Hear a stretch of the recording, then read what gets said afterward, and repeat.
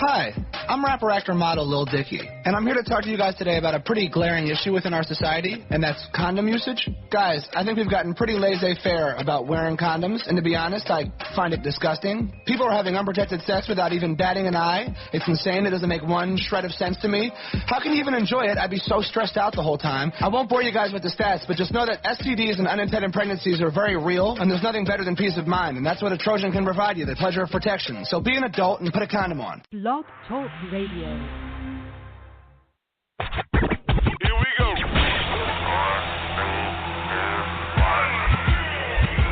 Blast off. This is True Capitalist Radio. True Capitalist Radio. I am your host, the man they call Ghost. The badass of business. Give him capitalism or give him death. That's it. Period. Broadcasting from his Skyline office studios in beautiful downtown Austin, Texas. You sound fruitier than a box of Fruit Loops, for Christ's sake. And now, he'll take it from here. Your host, the prognosticator of prognosticators, the man they call Ghost.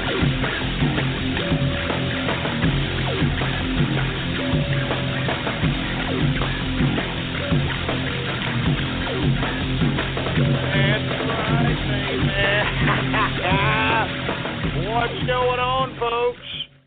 And thank you for tuning in with me to another edition of the True Capitalist Radio broadcast.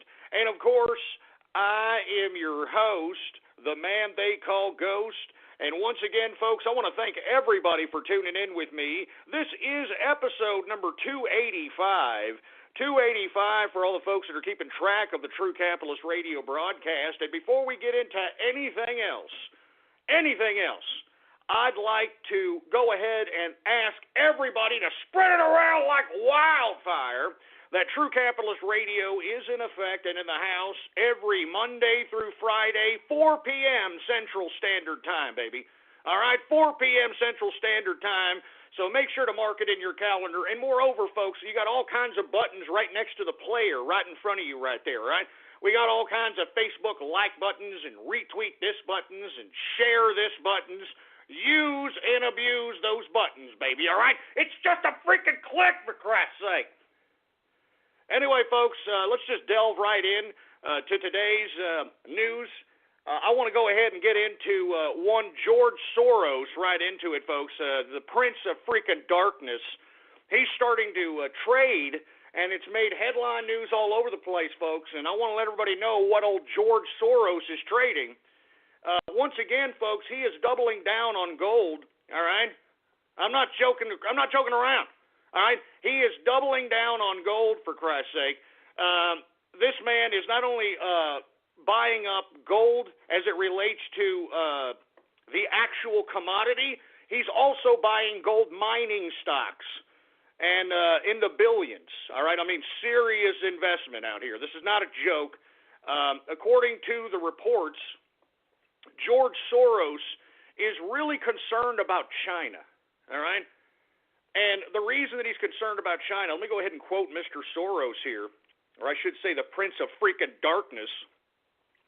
China continues to suffer from capital flight and has been depleting its foreign currency reserves while other Asian countries have been accumulating foreign currency, said Mr. Soros. China is facing an internal conflict within its internal political leadership, and over the coming year, this will complicate its ability to deal with financial issues. All right? I mean, according to Soros, the Chinese have been delving into their own reserves. You've got other countries within the Asian Pacific area that are accumulating foreign currency as opposed to its currency. Soros believes that the lack of political transparency, all right, the lack of political transparency is what is going to cause the Chinese, I don't know if he's calling it a collapse per se, but it's definitely going to be a hardcore retraction. And the implications of that retraction are definitely global. All right? And as a result, it could have implications. It's going to have implications on the financial markets throughout the world. And that's why, as I alluded to yesterday, folks, didn't I just talk about this yesterday? Huh? Didn't I just talk about this yesterday? I was talking about whenever there is an impending retraction, an impending crash, traditional investment always goes to gold, always goes to silver, always goes to commodities.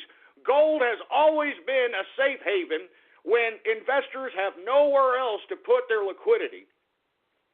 It's always a safe haven, all right? And moreover, did you know also that George Soros is shorting United States equities? That's right. He is shorting United States equities, meaning that he is betting against a tremendous downturn in United States stocks. Now, who is the one that has been saying this time and time again? So I am alluding to this. If George Soros is investing billions in gold, I mean, don't you think that it would be about time for you to entertain the idea of doing the same goddamn thing? Moreover, folks, I actually believe that the higher percentage of return is actually going to come in silver. All right? I mean, gold, of course, it's the traditional commodity that investors go to during times of crash. But I like silver, folks, because, moreover, it's very easy to acquire. It's not as expensive if you're a beginning investor. Moreover, as the increases happen to silver, the percentage that you get on your money is going to be a lot higher than it would be in gold. Now, of course, if the economy collapses, gold and silver are going to go up the damn roof, and it really doesn't matter which one you're invested in. You're going to make some capital. All right? So, once again, folks, George Soros doubling down on commodities. He's doubling down on gold. He had just made a gold investment last month. He is doubling down on that. Moreover, he is also shorting United States stocks. He is betting against the United States stock market. And let me tell you, I mean, it's about time. It's about time that, somebody in the investment community starts reading the writing on the wall. These stocks are overinflated. There is no justification for the amount that the Dow Jones, the NASDAQ, and the S&P are at this point in time. There is no reason. There is no fundamentals. This is nothing more than cooking the books, and it's all going to come to a damn header. Now, when it's going to come to a header, I have no idea. But now that George Soros is shorting the United States stock market, it seems to me that the probability of a crash happening possibly this summer heading into the fall is a very big probability. Very big probability. So once again, folks, let's go ahead and review the gold price of today. Gold is up today $9.90, an increase of 0.78%, closing out the day at $1,272.20 per troy ounce of gold. All right, silver, on the other hand, once again, we saw a 4% increase yesterday. Today, we have an increase of 31 cents, which is a percentage increase of 1.80%, closing out silver at $17.29 on the day. I mean, let me tell you, almost 6% within the past day, or a couple of days, 2 days. Almost 6% increase. And, folks, I've been telling you to entertain ETFs because it's the easiest financial investment for a beginning investor if they want to capitalize on the correlation of the rise of gold and silver. Exchange-traded funds, ETFs. All right, it's the easiest financial instrument that you can invest in, that you can actually, get some skin in the game when the rise of these commodities start happening. Anyway, I didn't want to get into this too much. I just wanted to say, once again, I was just talking about gold and silver yesterday, and we saw a little bit of a pullback on the oil prices, of course, because, this is the first time we've broken $50 a barrel in oil, so you're going to have some of these traders pulling back a bit, but it wasn't that much of a pullback today, all right? Today, what we have here in energy, we've got WTI sweet crude down 1.58% on the day. It was down 81 cents, closing out the WTI sweet crude price at $50.42 per barrel. All right, so it was a pullback, but not that much of a pullback. You know what I'm saying? Moreover, folks, we've got Brent crude, which is the crude oil that is consumed by Europe. It is also down 1.33%, basically down 70 cents, closing out at $51.81 on the day for Brent crude. So, once again, folks, I mean, all these particular investments that yours truly has been trying to suggest to the folks that are listening to this broadcast, I mean, I told you so, baby. I mean, making money, that's what I do, baby. That's what I do. I mean, if I ever had a day off and stopped thinking and stopped making money, for Christ's sake, I mean, I mean, what the hell? You understand? What the hell? I mean, I'd be in the poorhouse, baby. I wouldn't be able to sustain my lifestyle. You understand that, boy? I am a capitalist. I am an independent capitalist, and I will always be an independent capitalist till the day I die. And that's why I'm saying I was just talking about gold and silver yesterday. Wasn't I, boy? Wasn't I, boy? Didn't I say to everybody yesterday to entertain an ETF in conjunction with the rise of gold and the rise of silver? Well, by God, stop playing with your Peter Popper and do something about it, boy. Become a goddamn capitalist. Become a goddamn capitalist, for Christ's sake, and stop living with your mammy. All right? Stop living in the damn basement. Stop fapping the goddamn cartoon fetish crap. Anyway, folks, let me move on because we got a lot of things to talk about once again today. The mainstream media continues the Donald Trump hit pieces, for Christ's sake. I mean, Jesus Christ. I mean, haven't you seen the mainstream media not only put out hit pieces on Donald Trump, but praise this goddamn criminal, Hillary Rotten Clinton? I mean, haven't you noticed all the pro-Clinton crap all over the mainstream media? This woman is a criminal. I mean, folks, I tweeted retweeted, I believe, an article in which it states that Hillary Rotten Clinton exposed CIA agents' identities with this goddamn email server that she had in the privacy of her own goddamn home. And I have always alluded to, and I honestly believe this, that she put classified documents on that email server, and of course, folks, there's been reports that states that this email server didn't even have a damn passcode. It didn't even have a passcode. So whoever knew the exact address of this particular server, you know, the Internet Protocol address, they could just be able to go right in and go check out what the hell's going on because there's no goddamn passcode. And I've always alluded to the fact that these people in the Clinton crime family purposely did this. I mean, take a look at all the people that donate to the Clinton Foundation, to the Clinton Global Initiative, for Christ's sake. Take a look at all those unscrupulous, pathetic, anti-American countries. And, folks, those countries that donated to the Clinton Foundation and the Clinton Global Initiative, I honestly believe they were the ones that got access to the classified documents in that email server, and this dumbass idiot criminal Hillary Rotten Clinton is going to try to claim plausible deniability. Plausible deniability, folks, and this is treason, all right? This is utter treason. I don't understand how anyone can still vote for this treasonous woman. All right, okay. Oh, yeah, she's the first woman presidential nominee. I mean, this is so historic. Oh, my God. Jesus Christ. I'm not joking, man. I mean, this is how people are reading this nomination from Hillary Rotten. I mean, how stupid are the liberal Democrats to negate the criminality, the absolute criminality and corruption just because Hillary Rotten Clinton is a woman. Aw, she's a woman.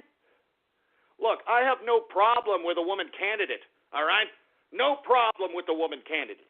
But she needs to be for America and not some treasonous criminal like Hillary Rotten Clinton.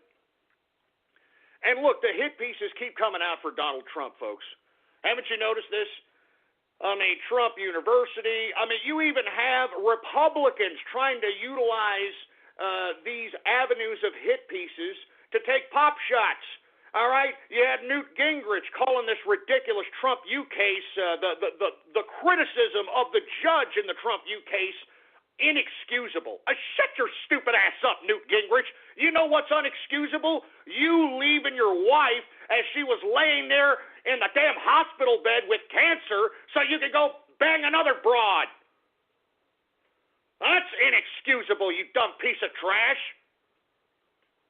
Jesus Christ. Then you got Paul Ryan out here on CNN today alluding to the fact that there's a possibility that the damn Republicans aren't going to honor the freaking nomination. I mean, it is time to vote out Paul Ryan, for Christ's sake. I mean, what is this moron still doing as the freaking House Speaker? Can somebody explain that to me? What is this ridiculous moron still doing as the House Speaker? He hasn't done anything. He hasn't done crap.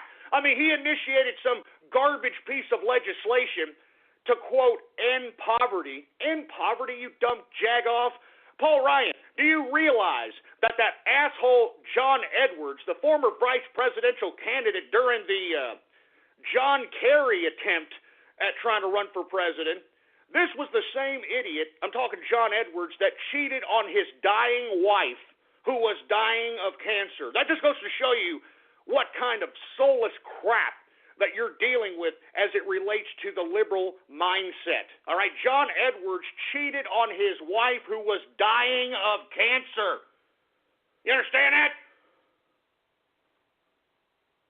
Jesus Christ. I'm not joking, man. I'm sick and tired of these Republicans playing off both sides of their goddamn mouths. It's time for you, the electorate, to start unelecting these bastards. I mean, I'm sick and tired of these people that get elected and they feel that because they're elected that they have the ability and the authority to basically pass whatever bill they want, to vote how they want. That's not what it means, you dumb, freaking idiotic, bureaucratic, lifelong politicians. That's not why you're elected. You are elected to represent your constituency, you totalitarian assholes. I mean, I don't understand, what's wrong with you idiots in America today? I mean, you all are dumbed down.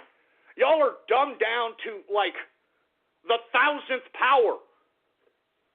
I mean, look at the people that you've elected into this damn government. Look at them.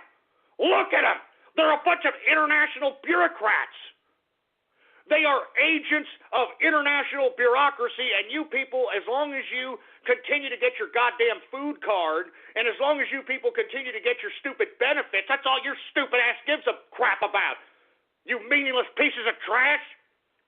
Look, I'm sick and tired of the hit pieces on Donald Trump, all right? Donald Trump, once again, is our last line in the sand if we want to sustain the continuity of America. It is that important, folks. Do you understand this? He is our last line in the sand for us to take a stand against these international bureaucrats that have infiltrated our government. Donald Trump does not want to have anything to do with these international bureaucratic institutions that are trying to rob us of our sovereignty.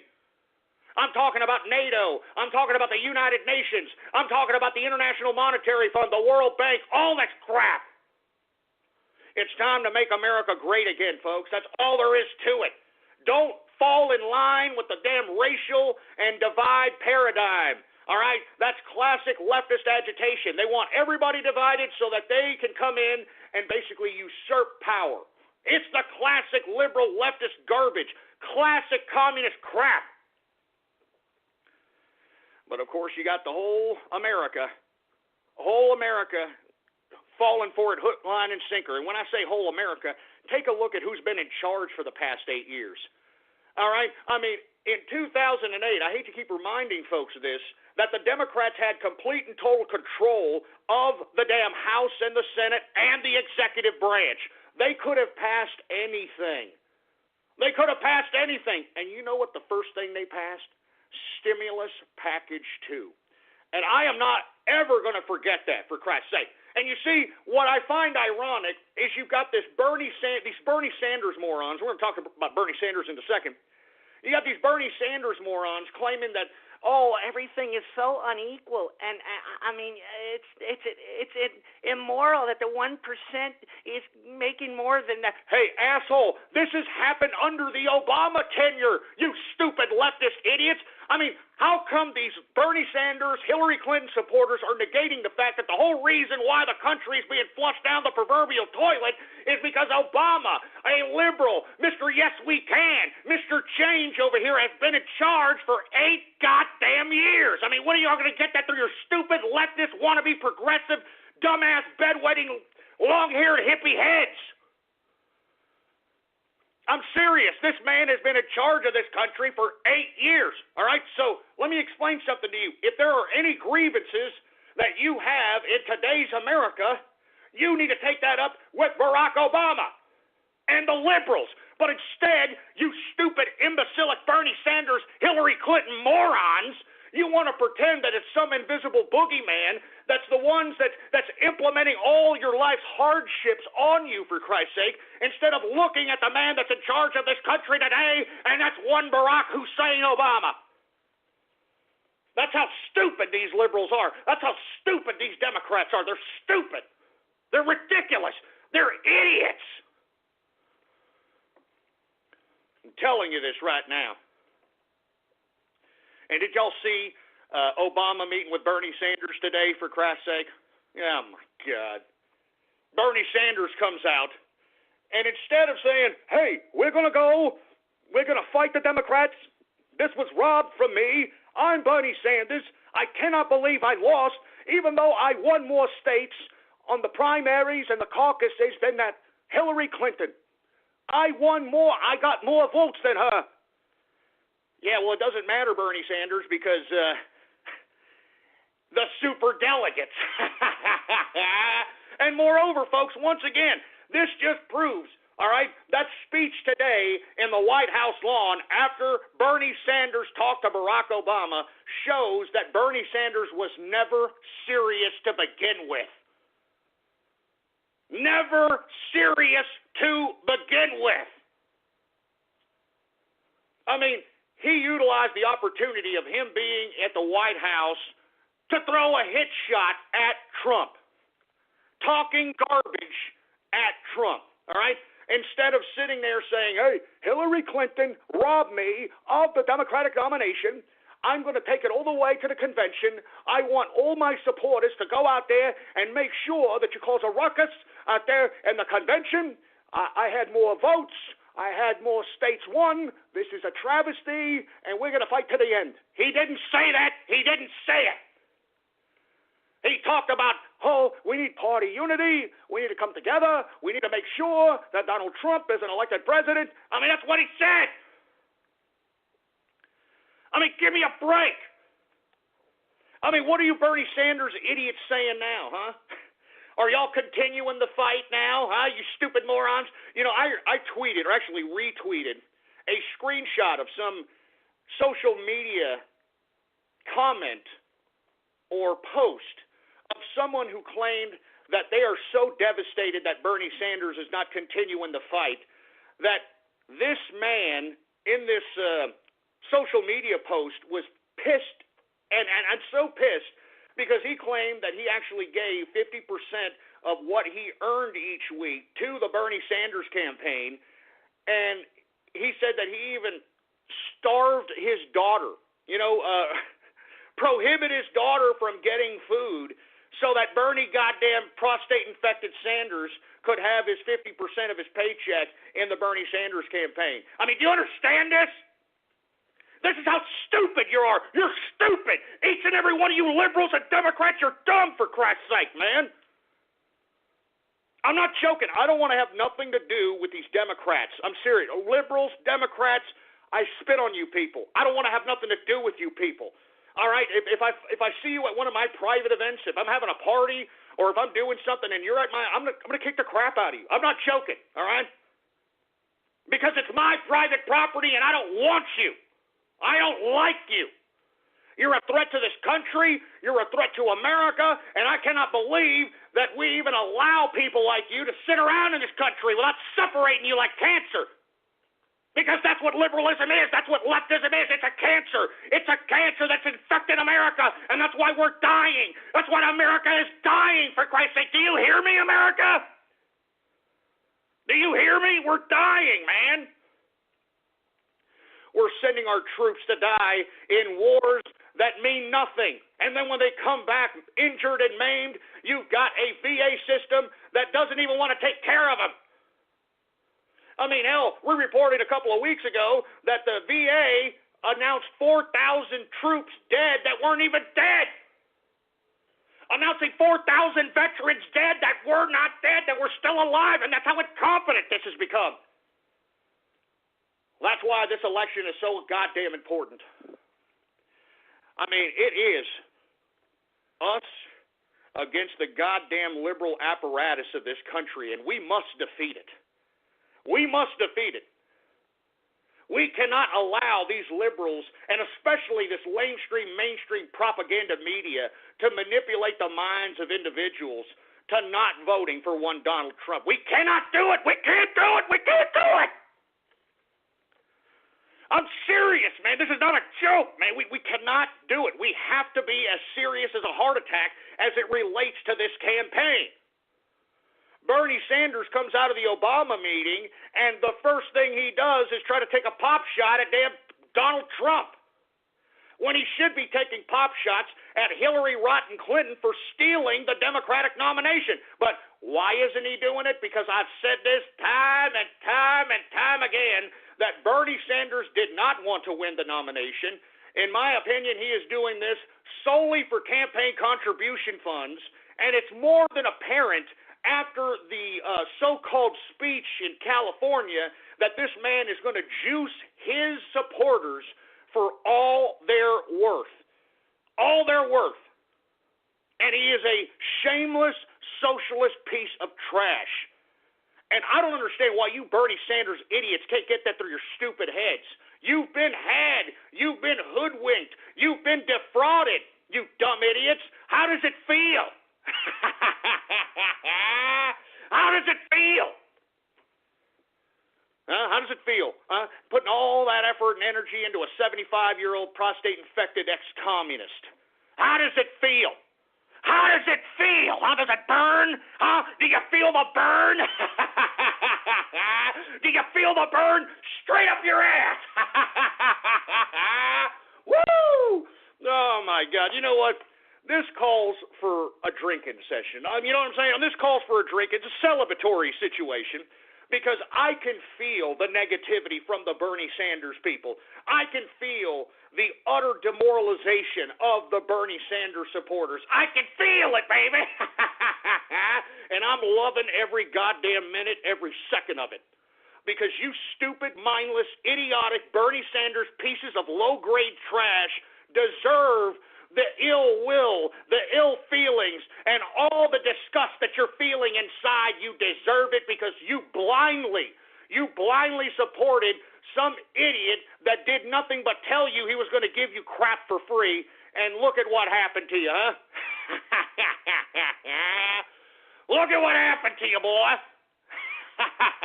I'm sorry, I'm having a great time. Hey, engineer. More beer, baby! Woo! Oh, yeah, we got some pints today, baby. It's a celebratory situation. All right? It's a celebratory situation because the Bernie Sanders supporters are completely demoralized. I can feel it. I can sense it. I can smell it. I can smell it. It smells like butt crack. I can smell them. I can smell them. But what did Bernie Sanders do after the Obama meeting? Did he come out and cry foul, which he should have if he was a real candidate? If he was a real candidate, he would have came out and said, it's not fair. I'm going all the way to the convention. I'm Bernie Sanders. I don't care what Obama tells me. I don't care what the Democrats tell me. Hasta la victoria siempre. I think that's exactly what Che Guevara said, and that's what I'm doing. Hasta la victoria siempre. That's what I'm doing, and we're going all the way to the convention. Viva la revolution. That's what he should have done, but he didn't do it because he's fake. He's fake. He's fake.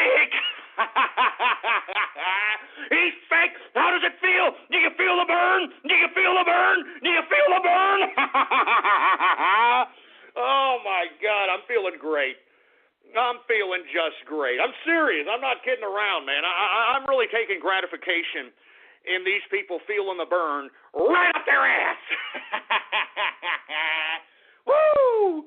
Anyway, on top of Bernie Sanders meeting with one Barack Obama, Obama came out today and endorsed Hillary Clinton.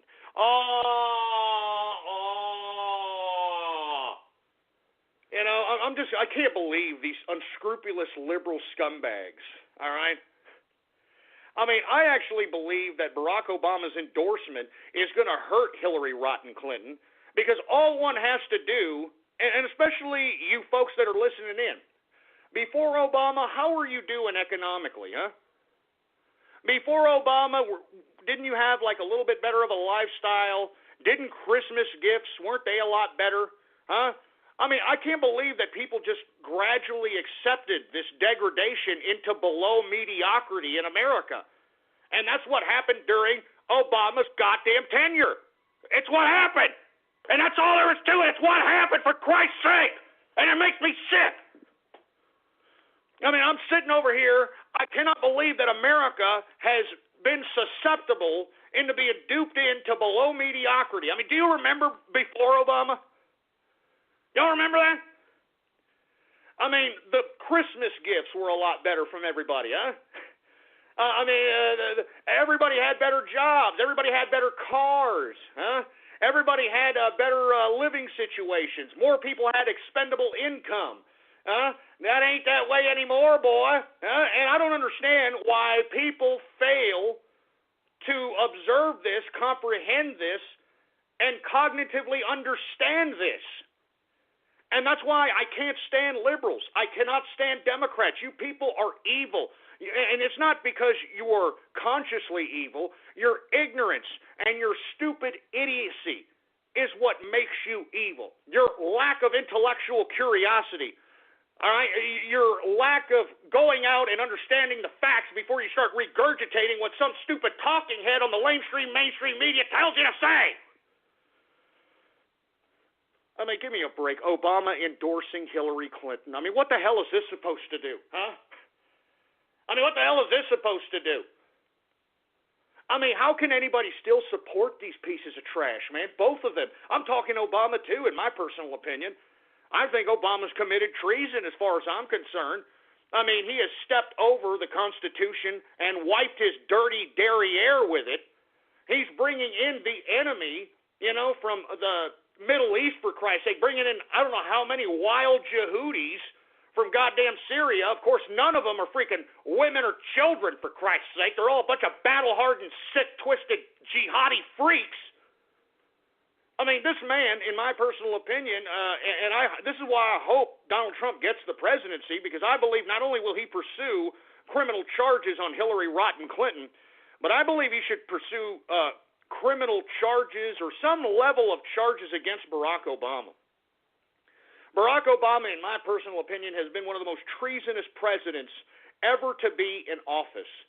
This man has done nothing but degrade the integrity of America domestically, internationally, economically, socially, and politically.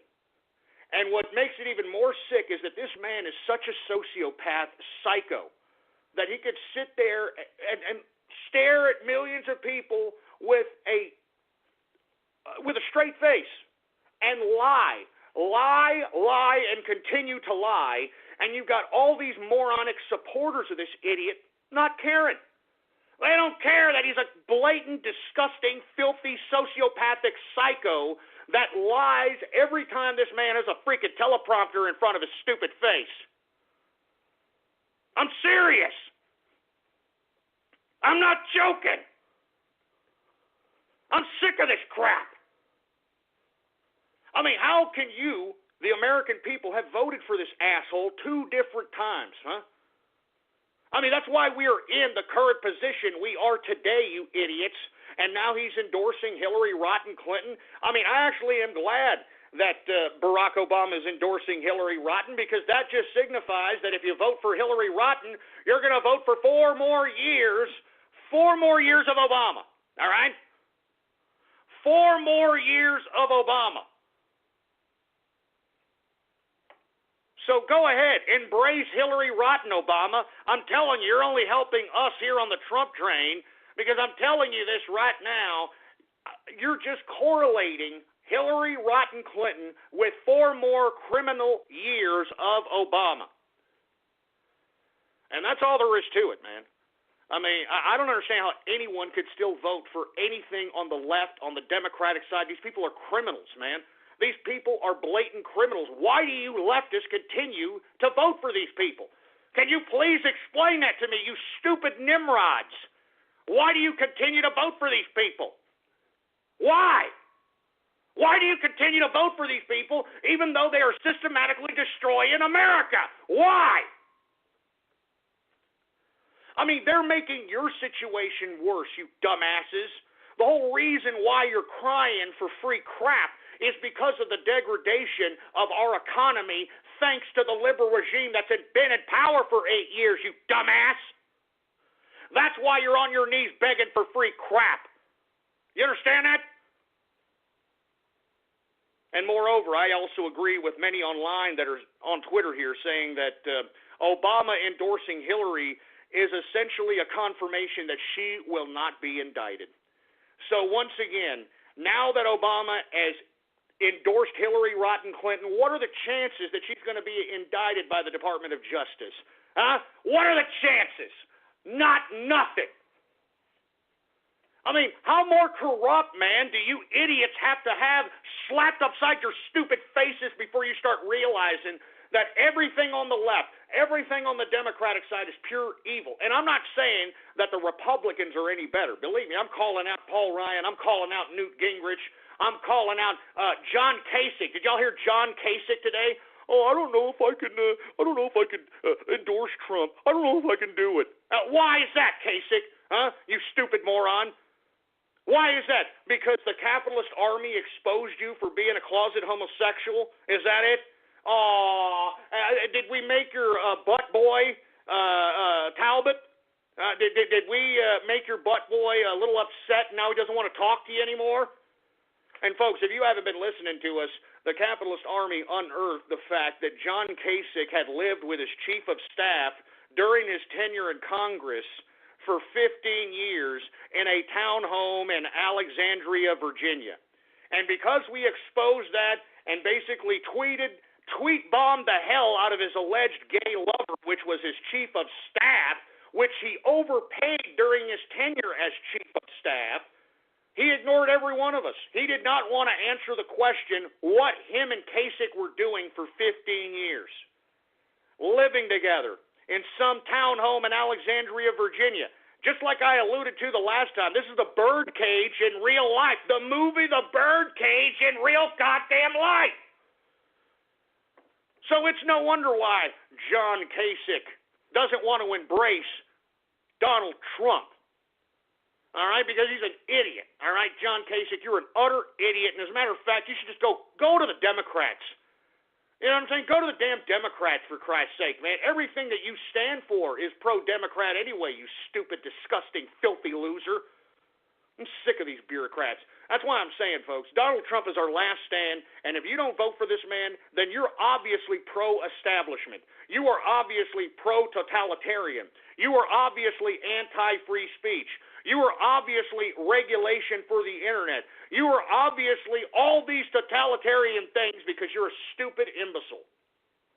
And moreover, you're also okay with our politicians being utter criminals, utilizing nonprofit organizations, i.e. the Clinton Foundation and the Clinton Global Initiative, to funnel money into the pockets of the Clintons and in exchange for selling government secrets, giving classified documents, giving governments access to the American government. I mean, that's what this is all about. And I'm telling you this right now. When Donald Trump has his speech about Hillary Rotten Clinton next week, that's exactly what he's going to highlight. He's going to highlight each and everything that I am explaining to you right now. This woman is a criminal. She's a goddamn criminal, and she should be in prison. At the very least, she should be in prison. At the very least.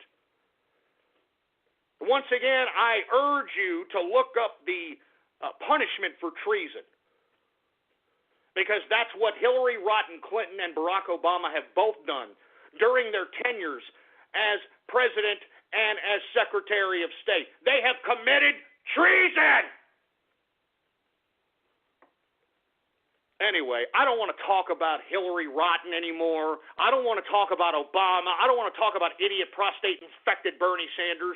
Because, look, you idiot Bernie Sanders fans, what are you going to need to hear from Bernie Sanders before you realize that he just took your money and ran? He just took your money and ran, for Christ's sake. How does that make you feel, the Bern assholes feel? He took your money and he ran. Typical socialist, huh? I'm serious, typical socialist, huh? Taking other people's money and running with it, huh? Yeah, a typical goddamn socialist. And you know, I'm glad Bernie Sanders ripped you people off. I am glad he ripped you off, because let this be a lesson to you all, that if you trust a socialist, that's exactly what's going to happen to you in a socialist society. You understand that? I'm not joking. So anyway, let me move on to another subject matter, folks, because we've had some weird rulings in the court systems today, and I think that you people need to understand what's going on here, okay? First of all, an appellate court says that states can restrict concealed weapons. Let me repeat that. An appellate court today says that states can restrict concealed weapons. So they're trying to go after our Second Amendment, stating that the states have the authority to supersede the Second Amendment and basically ban or all out make it illegal the ability for Americans to carry concealed firearms. Now, folks, that is a complete bastardization of what it says in the Second Amendment. The Second Amendment says that we have the right to bear arms in case and I'm paraphrasing, folks, okay, in case the government decides to make the people fear it. It is our last defense so that we can basically repel a totalitarian government. I mean, read the Second Amendment yourself. That's what it was intended to do. So that by that very definition, the Second Amendment makes it legal for anyone who is a law-abiding American citizen to be able to carry a concealed firearm wherever they see fit. All right? I'm not joking around. But you see, you've got a federal appellate court. Of course, this is not the Supreme Court. I'm sure the Supreme Court is waiting to get to this case. But this is a federal appellate court that says that states can now restrict concealed weapons. They're coming after your Second Amendment. Do you understand that?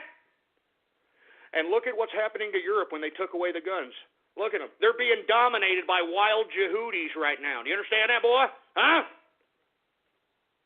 They don't have any guns to protect themselves. That's why they are being dominated by a bunch of wild Yehudis, these migrants that are coming in from the damn Middle East, for Christ's sake. They are being dominated.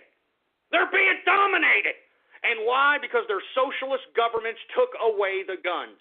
And that's why this disgusting, despicable government wants to take away our weapons. But let me tell you something right now. I urge everybody to buy a goddamn firearm. And if you can't buy them, then build them.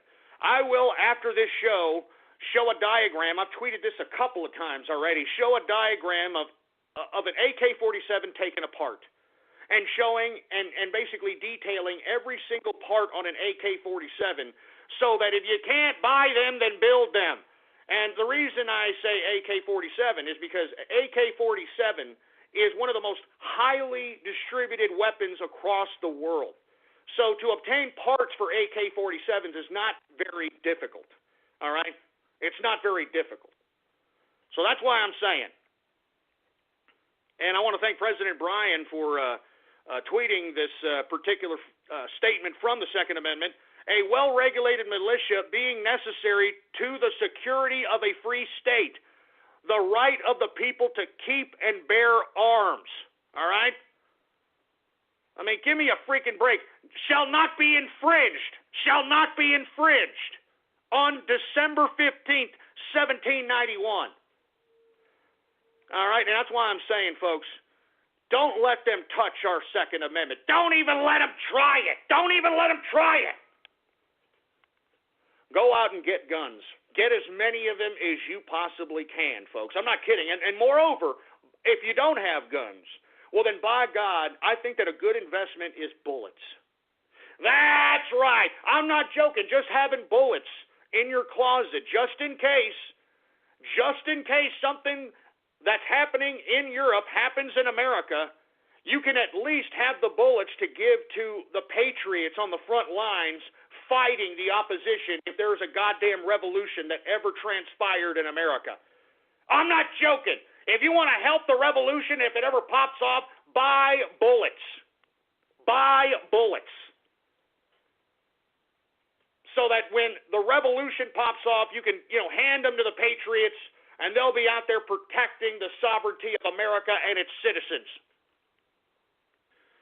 Anyway, folks, once again, appellate court says that states can restrict concealed weapons, and I think that's a bunch of crap, all right? Anyway, one more subject on courts, and then we're going to move on to Twitter shout-outs. Supreme Court rules a jury can be called back even after it's being dismissed. I mean, after a jury trial, after the jury, says its verdict, so on and so forth, the judge goes, okay, jury, you're free to leave, you're free to go. Well, no, not anymore, thanks to the Supreme Court. The Supreme Court now states that a jury can be recalled back by a judge at its discretion to re-deliberate the whole case all over again. I'm not joking, man. I mean, this is the Supreme Court. The Supreme Court ruled on this. So what are they doing? What are they doing? I'm telling you what they're doing. These are leftists that have infiltrated the judicial system, and they are now implementing their liberal regime by legislating from the bench. I mean, the death, the untimely death, and the precarious death of Anthony Scalia. Anthony Scalia, let me tell you something. I don't believe Anthony Scalia died of natural causes. All right, I'm sorry, I don't believe it. Okay, first and foremost, because it's too politically convenient for this man to just all of a sudden die, and all of a sudden now it's kind of a liberal-based Supreme Court. And just on this ruling alone, that a jury can be called back even after it's dismissed so it can deliberate the case all over again at the judge's discretion.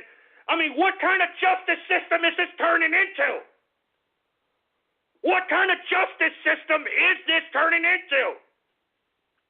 Welcome back to Engine Talk. And we're talking about engines. Next caller, you're on the air. Hi, I'm Brian. I just changed my oil. Oh, what motor oil are you using, Brian? Mobile Super Synthetic. Hello! Smart man. Synthetics are a great way to protect your engine. Oh, yeah, my engine works great. So, what's the problem, Brian? Oh, nothing. No issues at all? Well, I have this rash on my thigh. Wrong show, Brian. Mobile Super Synthetic, now at AutoZone for $3.99 a quart. Super protection, super price. Certain restrictions apply. See store for details. Let me tell you something, man. These Democrats are evil. They are evil. They are soulless pieces of trash. You want to let me tell you what is happening here in the judicial system, all right? Since y'all folks like movies so much, let me compare it to a movie. Have y'all ever seen the movie The Devil's Advocate? The Devil's Advocate with Keanu Reeves and Al Pacino. Al Pacino playing a good Satan, by the way. But if you have not seen it, it basically correlates Satan with the legal judicial system. Do you understand that? And I don't want to give away the movie, all right? It's a very good movie, mind you, all right? If you watch The Devil's Advocate, that is exactly what is happening in today's judicial system. We have disgusting, soulless, Satanist pieces of trash that have infiltrated the judicial system that are legislating from the bench because they know, all right, judges and lawyers and prosecutors, they know that precedence supersedes anything that isn't law. All right, precedent supersedes anything that isn't law. As a matter of fact, a precedent can supersede a law, depending on what level of a court you're arguing in front of. And now the jury can be recalled back to deliberate the whole goddamn thing again, for Christ's sake? I mean, give me a break, man. Jesus Christ, man. I'm serious. What a joke. What an utter joke. But this is America, right? This is the America that you people wanted, right? Mr. Yes, we can, Mr. Barack Obama. This is what you wanted. This is what you people wanted. How does it feel? How does it make you people feel, for Christ's sake? You shameless pieces of trash. This is the America you wanted. So go ahead. Tonight, go watch The Devil's Advocate, and you will see what is happening to America. And moreover, folks, the guy that Craig T. Nelson plays, this large tycoon real estate developer in New York City, in the movie The Devil's Advocate, they actually used Donald Trump's actual home at Trump Tower to film a scene with Craig T. Nelson in the movie The Devil's Advocate. Now, I don't want to give away what it is, but watch it, and that's exactly what is happening to the judicial system. That's exactly what's happening to the political system, and we, the people, have to make it stop. We have to make it stop. Do you understand me? Do you hear me? Do you hear the seriousness in my voice? We have to make it stop. I mean, good God. I mean, is this goddamn thing on, for Christ's sake? Is this thing on? We have to make it stop. Do you understand that, boy? We got to make it stop. By God, look at what's happening to the judicial branch. Look what's happened to the executive branch. Look what's happening to the legislative branch. We have to take our country back, damn it. Don't you understand it? We have to take our country back. We have to take our country back. God damn it, do you hear me? We gotta take our goddamn...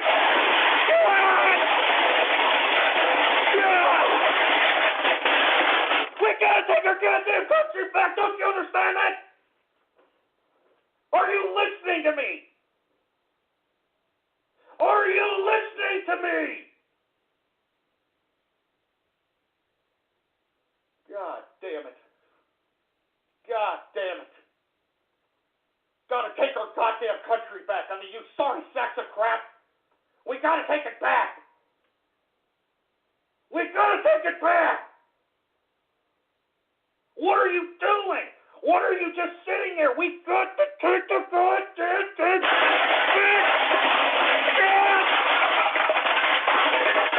God. We're gonna take our country back.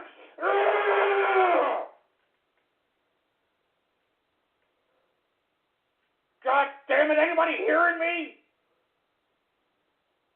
Does anybody hear me? We have to take our country back, you sorry sacks of crap. God damn it. We got to take our country back. We got to take our goddamn country back. Don't you understand that? Don't you people understand that? We got to take our country back. Jesus Christ. Anyway, folks, let me go ahead. Give me the mic. Give me the mic. Give me that goddamn mic. Are you hearing me, folks? We got to take our country back, you freaking losers. We got to take our country back. Oh, Jesus Christ. Anyway, folks, let me get to some Twitter shout-outs here, folks. And, of course, if you want a Twitter shout-out live right here on the broadcast, all you have to do is retweet the first tweet on my Twitter account, and the Twitter account is PoliticsGhost. All one word, no underscores, PoliticsGhost. All right, let's go ahead and get to some Twitter shout-outs right now. Anyway, we've got J-Rob in the house. What's going on? We got the Teutonic Plague in the place. What's going on, man? We've got, I'm not saying that disgusting name, Commander Biff in the house. We've got Dorito Burrito in the place. Soul of Cinder in the house. Let's go ahead and keep going here. We've got Troll Tears, LOL. As a matter of fact, let me drink some Troll Tears right now, baby.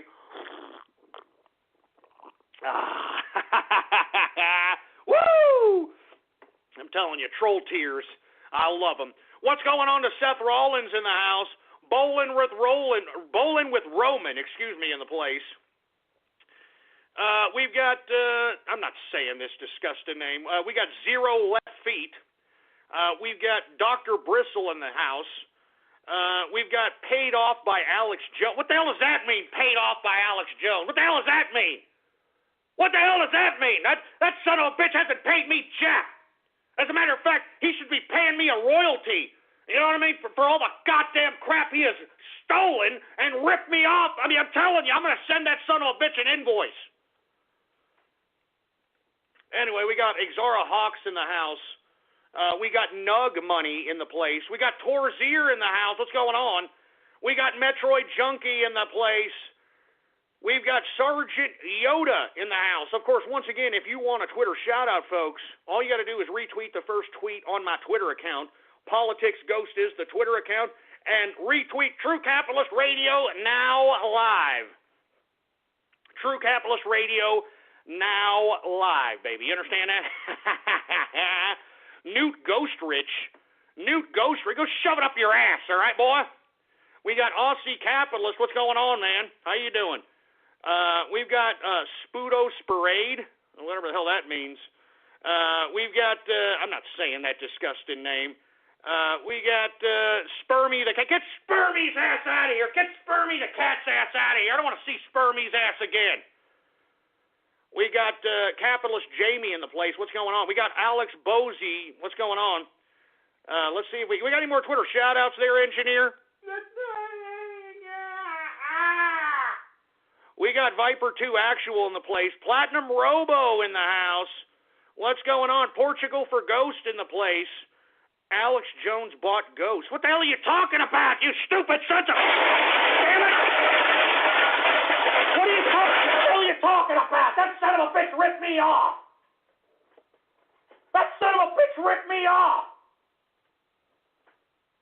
He ripped me off, man. Everybody knows it.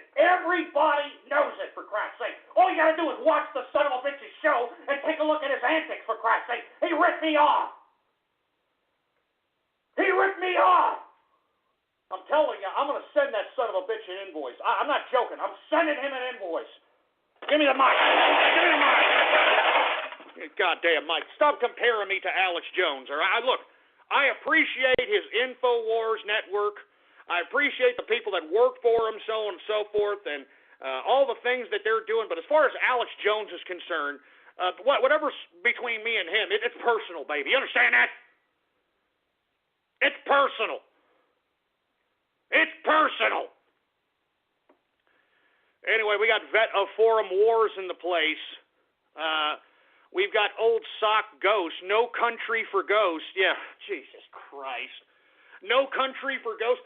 Hey, this is my country, America, boy. You understand that? And I refuse to have these left-wing, long-haired, bedwetting, treasonous, communist hippies sit here and destroy it. I refuse. What the hell are you going to do about it, boy?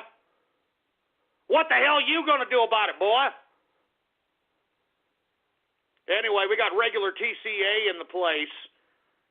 We've got the Brony Net. Well, here we go, the Bronies. I'm the Brony.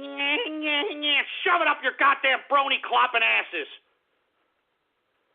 We've got Liquid Nitrogen in the house. That's disgusting, for Christ's sake. We got Tasers for Teens. That's horrible. I saw that. I saw that taser video, for Christ's sake. That was just disgusting. But once again, this is the new police state that we now live in, huh, boy? Hope you like it. We got Novelty Best in the house. We got Computist Politics in the place. What's going on? We got Fixed Skype Calls Ghost. Hey, look, that has nothing to do with me. I'm telling you this right now. That is Blog Talk Radio. And let me tell you something about me and Blog Talk Radio. We have a great relationship, all right? They listen to every one of my broadcasts because, look, I mean, I have the largest broadcast on their network, for Christ's sake, all right? I'm not joking. Every goddamn day. And they're listening, and they have figured, I'm just assuming this, that, if we eliminate the Skype callers, I believe that Ghost would have a little bit better of a show instead of being bombarded by a bunch of damn troll terrorists and cyber vermin. So I don't blame them, all right? I don't blame them. I don't blame them. As you can see, I'm not bitching. I'm not complaining, for Christ's sake. Woo! I'm not complaining, boy. Anyway, we got Mr. Magic Man in the house. All right, we got, who the hell else do we need here? We got Bowling with Nico. What the hell does that mean? What's up with all this bowling crap? What, we got a bowling league following me, for Christ's sake? Jesus Christ. Let me see what's going on here. We've got Darth Ghostler. Look, don't call me Ghostler, all right? I'm sick of you idiots continuously calling me that, for Christ's sake. I don't appreciate it. Don't call me Ghostler. You son of a bitch. Anyway, we got Wheelchair Revolution. Oh, here we go. You God damn it, I am not a cripple. All right, I've had about it. Shut it off. That's it. I don't want to do any more Twitter shout-outs after that crap. All right? That's enough. You people, you just can't leave well enough alone. You can't leave well enough alone, can you? You can't leave well enough alone, can you, boy? Jesus Christ. Oh, my God. Anyway, give me the mic. Give me that goddamn mic. That's it for Twitter shout-out, for Christ's sake. This is what I get for trying to make this show a little bit interactive, for Christ's sake. Anyway, folks, we are now in the second hour of the True Capitalist Radio broadcast. And, of course, folks, I am your host, the man they call Ghost. And once again, folks, I want to thank everybody for tuning in with me. If you haven't already done so, you got all kinds of buttons right next to the player, right in front of your damn face right there. Facebook like buttons, retweet this button, share this buttons. Use and abuse those buttons, baby. It's just a freaking click. And moreover, folks, if you haven't already done so, let everybody know and spread it around like wildfire that we are live every Monday through Friday, 4 p.m. Central Standard Time. blogtalkradio.com/ghost is the website. blogtalkradio.com/ghost is the official website, baby. So spread it around like wildfire. Anyway, folks, let's go ahead and get some more beer here.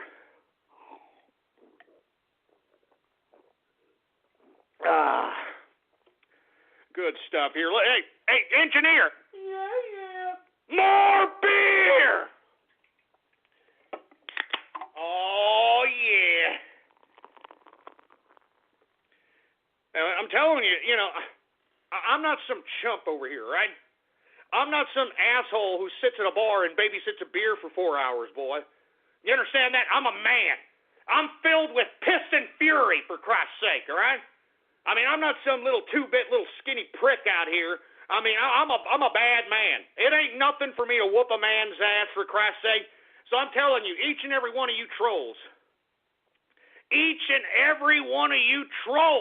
that think that you're so big and bad over this fiber optically connected world we call the internet, if this was real life, you'd be shaking in your boots, boy. You'd be shaking in your goddamn boots, boy. Woo! Anyway, I forgot where was I, engineer? Oh, yeah, that's right. I was talking about how the Supreme Court ruled that a jury can be called back even after it's dismissed to deliberate all over again. I mean, they are redefining the justice system. Do you understand that? They are redefining the justice system. Do you understand that? Jesus Christ. Anyway, let's get to some international news, folks. Did you hear that China, it is vowing to ignore the Hague's tribunal on the China Sea. Now, for you folks that are unaware that there was even a tribunal relating to the South China Sea, it was actually put forth by Manila, the country of Manila, which actually borders the China Sea. And basically, if by China ignoring this international tribunal, it's basically thumbing its nose at the international bureaucracy. All right? Now, I don't know if that's a good or bad thing, to be honest with you. I mean, I'm no fan of the goddamn international bureaucrats by any means, for Christ's sake, nor am I a fan of the Chinese Communist government. But, they're the ones who signed into this ridiculous Hague Tribunal, and now that they've signed their Chinese name on the dotted line as it relates to the international laws, now all of a sudden they want to just go back and pretend that it didn't happen. You know, the United States did not sign the International Hague Tribunal. We did not sign that because we don't want any Americans being put on that tribunal, for Christ's sake. You understand what I'm saying? It's an international judicial bureaucracy. We don't need international bureaucrats, especially on a judicial level.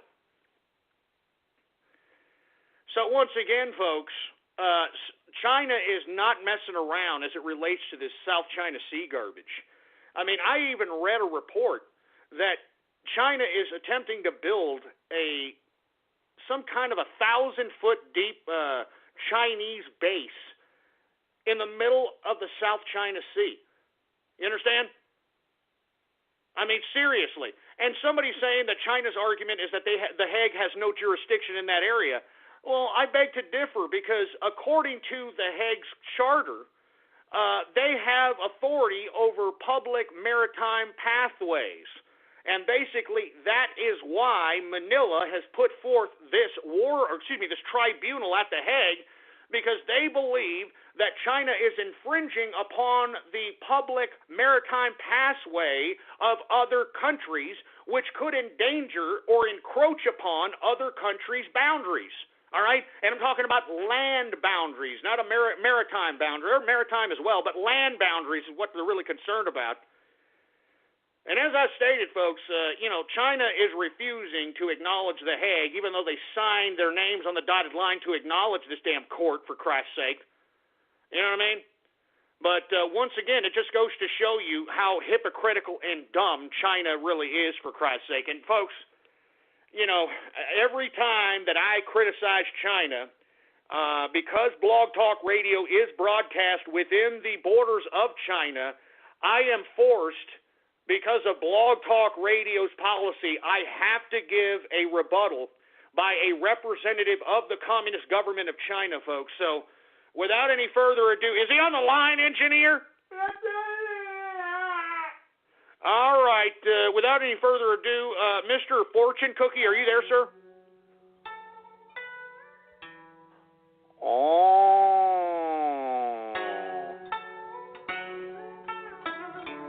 You see, you motherfucker out there talking all kinds of garbage about the Communist government of China. You need to shut your mouth about the South China Sea, Ghost. Nobody asked your opinion about the South China Sea. China owns all the South China Sea. Why do you think they call it South China Sea, motherfucker? You stupid American, and you Hague, you international tribunal, you need to stay out of China business. China owns all China Sea. We own all China Sea just like China owns all of America, motherfucker. We own all you people.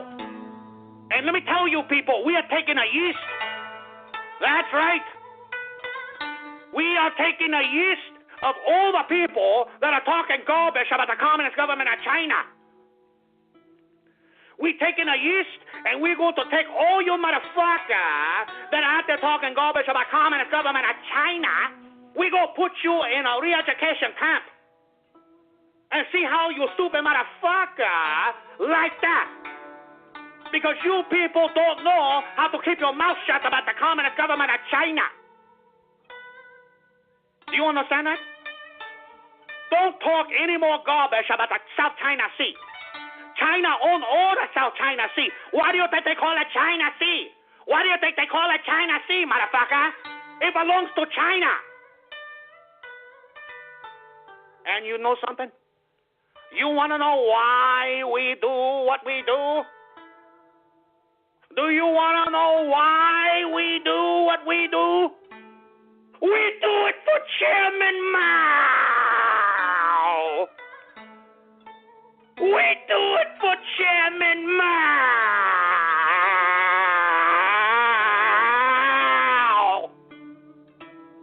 We do it for Chairman Mao.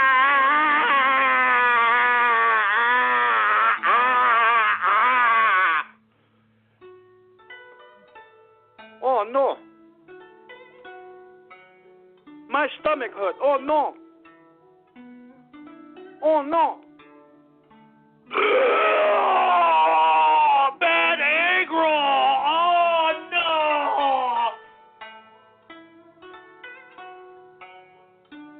Anyway, I am Mr. Fortune Cookie. I got nothing else to say. Thank you very much. All right, get this idiot. Get him off, engineer. Get him off my show. Jesus Christ, that guy's always a cocky little chopstick-eating prick. I'll tell you that right now. Anyway, folks, that was a representative of the Communist government of China. We are forced to give a rebuttal by the Communist government of China every time we criticize the government of China. And as you can see by the representative, he actually believes that the whole damn China Sea belongs to China because it has the name China in it, for Christ's sake. So anyway, that just goes to show you how warped the communists are thinking and where they're coming from, for Christ's sake. Anyway, let's move on to another subject. Did you hear Saudi Arabia is threatening to cut its funding to the United Nations because the United Nations blacklisted their coalition for killing Yemen children during the invasion of the country of Yemen? Yeah. I mean, to be honest with you, this is another one of those double-edged swords, just like I was alluding to with China not obliging the Hague Tribunal relating to the South China Sea dispute. This is also something a little bittersweet because I hate Saudi Arabia, but I think I hate the United Nations a little bit more. And I hope that Saudi Arabia does cut the funding from the United Nations. I think the United States should cut the funding from the United Nations, for Christ's sake. I'm not joking. I'm sick and tired of the United Nations, man. Let me tell you something. The United Nations has done nothing, has done absolutely nothing for world peace. It has done absolutely nothing to stabilize the international community. It has done absolutely nothing for anything, for anybody. It has just provided another avenue for international bureaucrats to rule over massive amounts of people. And moreover, folks, the United Nations, whenever they send in their, quote, peacekeepers, these peacekeepers into these third world nations and these other areas to so-called peacekeep, I'd like for you to Google search right now, United Nations child sex for food, all right? Just go ahead and Google that right there, for Christ's sake, and I'm telling you this right now, the United Nations exploits, I'm talking these peacekeepers, all right? The whole purpose of these peacekeepers is to come in, bring food to the supposed starving people of third world nations. Instead, you've got the peacekeeper soldiers exploiting young children for sexual favors in exchange for that United Nations food. This is a notorious situation that is happening in the UN, and nobody wants to talk about it. So once again, I honestly believe that Saudi Arabia cutting funding to the United Nations is bittersweet because, once again, I don't like Saudi Arabia worth the crap. But like as I alluded to before, I don't like the United Nations more, all right? I don't like the United Nations more, and I think that this damn bureaucratic institution needs to be completely wiped out of existence, man. It's done nothing for nobody. This damn United Nations hasn't done anything for anybody except the damn international bureaucrats. And not to mention, the United Nations has co-opted our politicians, not just here in America, but throughout the world. They have co-opted our politicians to become international agents of bureaucracy, international bureaucrats. That's all the United Nations has done. So, hey, Saudi Arabia, cut the damn funding to the United Nations, all right? Cut the damn funding, all right? Now, do I agree that their Saudi-led coalition is right in killing Yemenis children? No, I don't believe that. I think it's horrible. I think it's disgusting. But why are we surprised that Saudi Arabia would lead a military offensive that would kill children? This is the same country that beheads people on a consistent basis and broadcasts it on television. All right? This is the same country that kills homosexuals, that kills lesbians, that doesn't allow women to drive. I mean, so on and so forth, for Christ's sake. I mean, Jesus Christ. And let me tell you, Squid Girl for Ghost out here, I don't like the name, but you do provide pretty good news, just tweeted me an article saying, UN peacekeepers, 20 years of sexual exploitation. I'm about to retweet that on Politics Ghost right now.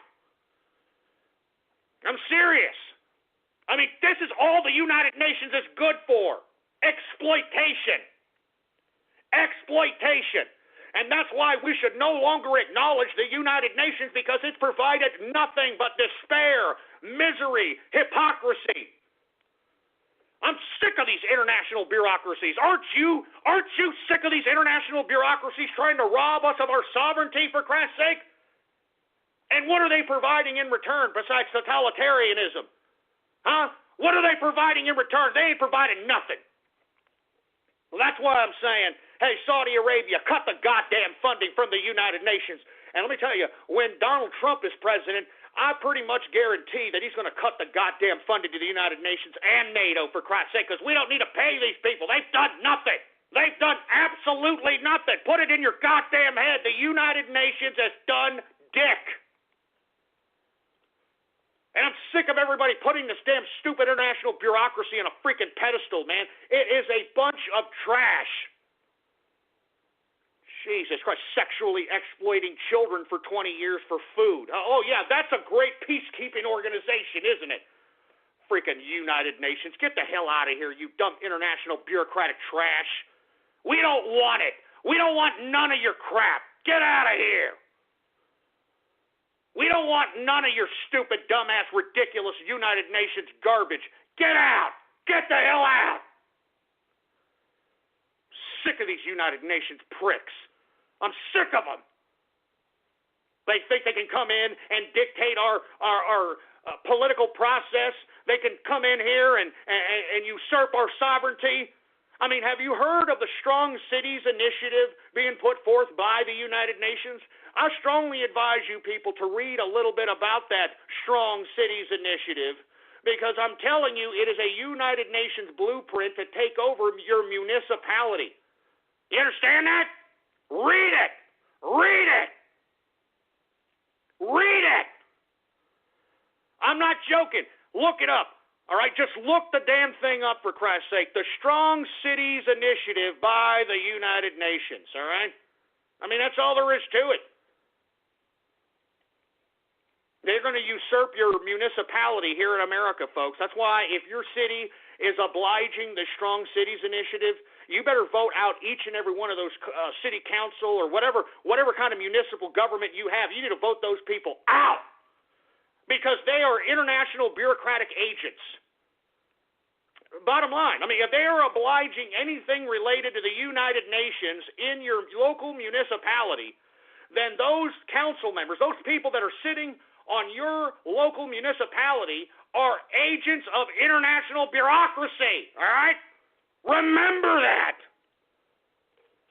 I mean, the majority of the people that are sitting in our federal government right now are agents of international bureaucracy. I mean, why do you think they want open borders? Huh? Why do you think that they're, initiating all this ridiculous crap? They are agents of international bureaucracy. Agents of international bureaucracy. Remember that. Jesus Christ. Anyway, folks, once again, Saudi Arabia threatening to cut the funding to the United Nations because the United Nations has blacklisted the Saudi-led coalition that has killed children in Yemen. And if you folks are unaware, Saudi did invade Yemen, and as a result, obviously, it killed some children. And the United Nations blacklisted Saudi Arabia. Now Saudi Arabia is like, we're going to cut your damn funding. I'm telling you, Saudi Arabia is finding itself in a little bit of a pickle, huh? A lot of people are starting to pick at old Saudi Arabia, and I'm telling you, the reason is because I believe their time has come. I believe that's why you've got the Brzezinski foreign policy, because look, this Iran deal was not nurtured by the Obama's administration. I mean, this is all a Zbigniew Brzezinski plan. He wrote this crap in the 70s, man. He wrote this crap in the 70s. The reason that we are making nice with Iran, and let me tell you, this is what's going to happen. The United States, and not just the United States, but the international powers of NATO and the United Nations, are attempting to basically build or help build the weaponry and the artillery and the army of Iran, okay, so that they can initiate some sort of military action against Saudi Arabia, okay? And what they are trying to do is they are trying to bankrupt both of those countries so that they can deplete their natural resources. You understand what I'm saying? I mean, this is all war games, baby. That's it. I mean, why do you think Barack Obama wants to release the 28 pages redacted from the 9/11 report? You understand that? They want a war between Saudi Arabia and Iran so they can bankrupt each other. That's the bottom line. Zbigniew Brzezinski's foreign policy at work. Jesus Christ. Wake up, ass clowns. Jesus Christ. Anyway, let me move on to another subject matter here, folks. Did y'all hear former Prime Ministers Sir John Major and Tony Blair out there in Ireland trying to scare the crap out of the Irish, claiming that Brexit will cause the Ireland border to lose its border, will cause Ireland to lose its border? I mean, have you ever heard of something so stupid? I mean, what the hell is that supposed to mean? I mean, if they vote Brexit, all right, Ireland is going to lose its border? I mean, I don't understand this crap. I mean, what the hell is going on here, for crap's sake? I mean, they are getting desperate. The Eurocrats are getting desperate, for crap's sake. And on top of Sir John Major and Tony Blair out in Northern Ireland trying to scare the bejesus out of the Irish, claiming they're going to lose their border if Brexit is passed, they even alluded to the fact that it could destroy and break up the UK. I mean, listen to how desperate they're getting. These Eurocrats, they're getting desperate. They're getting desperate. I mean, you can sense it. You can feel it. You can hear it. Woo! I'm telling you, boy. I am telling you. I'm not joking. I mean, 2 ex-prime ministers of Britannia are scaring the bejesus out of Ireland, saying that they're... I mean, what else is next, man? I mean, do you understand those in Britannia? Do you understand that these Eurocrats are getting so goddamn desperate? I mean, it's just being pathetic. It's just utterly pathetic. I mean, I alluded to the fact that the Britannia, it barely has, 1.5 trillion pounds sterling in debt. That ain't garbage. That ain't nothing. I mean, how in the hell is there going to be economic chaos if Brexit vote is initiated? And I've said it time and time again, if there's any kind of economic turbulence that happens because of a Brexit vote, it's going to be because of the Eurocrats and the international bureaucracies implementing economic terrorism on Britannia. I mean, they've already been telling you that they are going to implement economic chaos, economic terrorism, if Britannia votes for the Brexit. I mean, they've been saying it. They've been saying it. I'm not kidding around, man. They've been saying it. Now you've got 2 ex-prime ministers, Sir John Major and Tony Blair, claiming that Ireland will now lose its border. I mean, how do they figure? How in the hell do they figure? Jesus Christ. Oh, my God. It's disgusting, man. I'm sorry.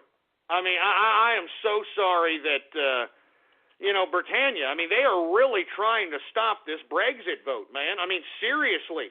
I mean, they are going all out. I heard that they extended the voter registration relating to this particular situation because they're so damn desperate to get more voters that are going to vote against Brexit. That are going to vote against Brexit, for Christ's sake. They extended the voting. They extended the voting, for Christ's sake. Jesus Christ. I don't get it. Anyway, folks, that's it for that. I want to go off on a subject matter that I just read today that was actually retweeted to me. And I'm talking about this new Canadian law where it's now legal to perform sex acts with animals. I'm not kidding around. I am not joking. I mean, this is what the socialists out there in Canada are now considering to be free out here. Oh, I want to go screw a goat. I mean, I want to go screw a cow. I mean, now in Canada, it's legal to go screw a goddamn animal, and yet, what the hell is going on here? What the hell is going on here? I mean, what is wrong with you people in Canada? I mean, look, I used to always joke that you Canadian bacon pieces of crap used to go out and hump dead mooses. But now y'all actually legally want to go hump dead mooses. I mean, good. What kind of a sick world are we turning into? What kind of a sick, twisted, disgusting, demented world are we coming into? It's now legal to have sex with animals in goddamn Canada. What the hell is going on here? What in the blue hell is going on here? Jesus Christ, man. What a sick world we're turning into, boy. What a sick freak show of a goddamn world we are now turning into. Jesus Christ. Give me the mic. Give me the mic. That freaking mic, for Christ's sake. What a sick-ass world we're turning into, for Christ's sake. And moreover, folks, Trudeau, which is the new fruit bowl prime minister that's probably taking it up the tailpipe as far as I'm concerned, this son of a bitch is also implementing a hate speech law. If you talk against transsexuals out there in Canada, now you could be in jail. It could be hate speech now, huh? I mean, good God. You know what, Canada? You get what you deserve. I mean, I'm sorry. I'm sorry. You damn Canadians have been living in socialism for too damn long. And now the idiocy and the ridiculousness has gotten to your stupid, dumb Canadian bacon, lack of sun-having heads. All right? I'm sorry. I'm sorry. If you're in Canada and you're taking this a little offensive, I'm sorry. All right? But I don't think it's a coincidence that a sinkhole just miraculously opened up right in front of Parliament. All right? I'm not joking around. Out there in Canada, look it up. There's a big-ass sinkhole that happened right in front of Parliament, and I think that is God trying to take Trudeau straight to hell. I'm not joking. I think that sinkhole out there in Canada was God trying to take Trudeau to hell. That is a sign from God. God is saying, "Oh yeah, you want people to screw animals, huh? Oh yeah, you want to make you want to make transgendered hate speech, huh? Here's a sinkhole for you, Trudeau. You taking it up the poop chute, fruity ass bastard." What a sick, twisted world we are now turning into, folks. This is not a joke. This is actually now a law. You can legally perform sex acts with animals in Canada. I mean, I used to joke about this. I used to joke that Canadians used to hump dead mooses. I used to joke about that. Now it is coming true. Now it is coming true, for Christ's sake, man. And with all due respect to my Canadian fans, I know I got a lot of Canadian fans out there, and I'm sorry I'm talking about your country, but it's a complete icehole pissing ground. I'm sorry. I'm sorry. It's a socialist schlonghead sucking pissing ground. I'm sorry. But to be honest with you, I'd never liked Canada. I've always thought they've been a pimple on the ass of America. All right? I mean, anytime America does something, the Canadians always got to weigh their 2 cents in. And the only reason why they can, talk all this garbage is because they're the pimple on the ass of America. They know no one's going to invade Canada because they're going to have to go through the United States. All right? And that's why these dumbass Canadian bacon moose humping pieces of maple leaf up the ass having trash continuously always talk garbage. All right? Talk garbage about goddamn America. I just don't appreciate it. I don't appreciate it. I don't appreciate it one goddamn bit. Anyway, once again, I'm sure all you stupid, dumbass, cartoon fetished, pony-clopping, dumbass, ridiculous rejects of life are trying to see if you can get yourself an apartment right now in Canada so you can go find yourself a damn horse. I don't even want to know. I don't even want to know. I don't even want to think about it. Hey, but this is the new world we're living in, huh? How do you like it? Huh? How do you like the new world that we're living in, huh? You elected these pieces of trash. You elected these pieces of garbage. How does it feel, huh? You elected these pieces of trash.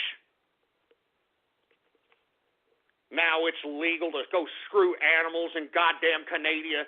And look, I mean, what is this for? Is it because there's a vast amount of, land and agrarian situations happening in Canada? And, these freaking Canadian farmers are getting a little lonely between their legs, so they got to squeeze one out from a freaking sheep or something. I don't get it. I don't get it. But as I stated, folks, this is not a joke. It is now legal in Canada to go screw animals. I mean, this is America. Thanks, Trudeau, huh? Thanks, you stupid fruit bowl asshole. You dumb, stupid moron.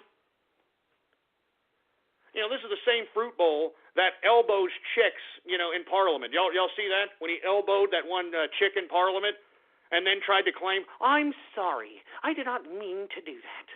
I did not mean to do that. Shove it up your ass, you fruit bowl, all right? I mean, I would not be surprised if Trudeau is actually servicing glory holes in bathrooms. I'm not kidding around. I'm sorry, this is my opinion. It's my opinion. I honestly believe that. Looking at the amount of fruit bowlness that is dripping off of this fruit bowl. I'm not joking. I'm sure this asshole wishes he could, measure the inseam of trans testicles. I mean, he wishes he had that job. That's how fruit bowl this idiot looks. Jesus Christ. Anyway, folks, that's about it, all right? That's about it. There's about 27 minutes left. And let's go ahead and get to Radio Graffiti, since everybody started crying yesterday because yours truly didn't have Radio Graffiti. But I appreciated drinking those troll tears, baby. You understand that? I appreciated drinking those goddamn troll tears, baby. So let me tell you something right now. We're going to go into some Radio Graffiti. But you morons start, you start coming at me with dumbass crap. I'm telling you right now, I'll end Radio Goddamn Graffiti and I'll end the goddamn show faster than your idiot ass could say troll what? You understand that, you sorry sacks of crap? Anyway, folks, once again, Radio Graffiti, the part of the broadcast where the spectators become a part of the spectacle. All you have to do is give me a call right now. 516-453-9903 is the number to call. And when I call on your area code, because it seems to me that Blog Talk Radio is just restricting the Skype callers, and I don't blame them. All right? I don't blame them. They're just trying to look after their investment out here. They don't want to sit here and have a bunch of damn idiot troll terrorist jerk dicks utilizing the methods of Skype to harass, their hosts. I don't blame them. I don't blame them. All right? As a matter of fact, let me drink some more troll tears before I get to Radio Graffiti, all right? Boar's Head is bringing a slice of Japan to the deli. Introducing Boar's Head Ichiban Teriyaki-style chicken. Tender, slow-roasted chicken breast, coated in our signature teriyaki glaze, where ginger, garlic, and a hint of brown sugar meet for a flavor that's both sweet and savory. New Boar's Head Ichiban Teriyaki-style chicken. The bold flavor of Japan. Now at the deli. Only from Boar's Head. Compromise elsewhere.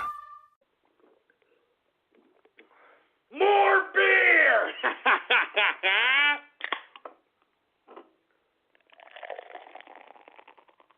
All right. Let's let that foam out and let's get to Radio Graffiti right now. All right, baby. We've got 971 Radio Graffiti. Hey, Ghost, quick question for you. So you said invest in silver. Where do you, well, first off, I don't know if you've already bought silver, but where do you go and what's the best deal? Well, I mean, it depends on how you want to invest in silver.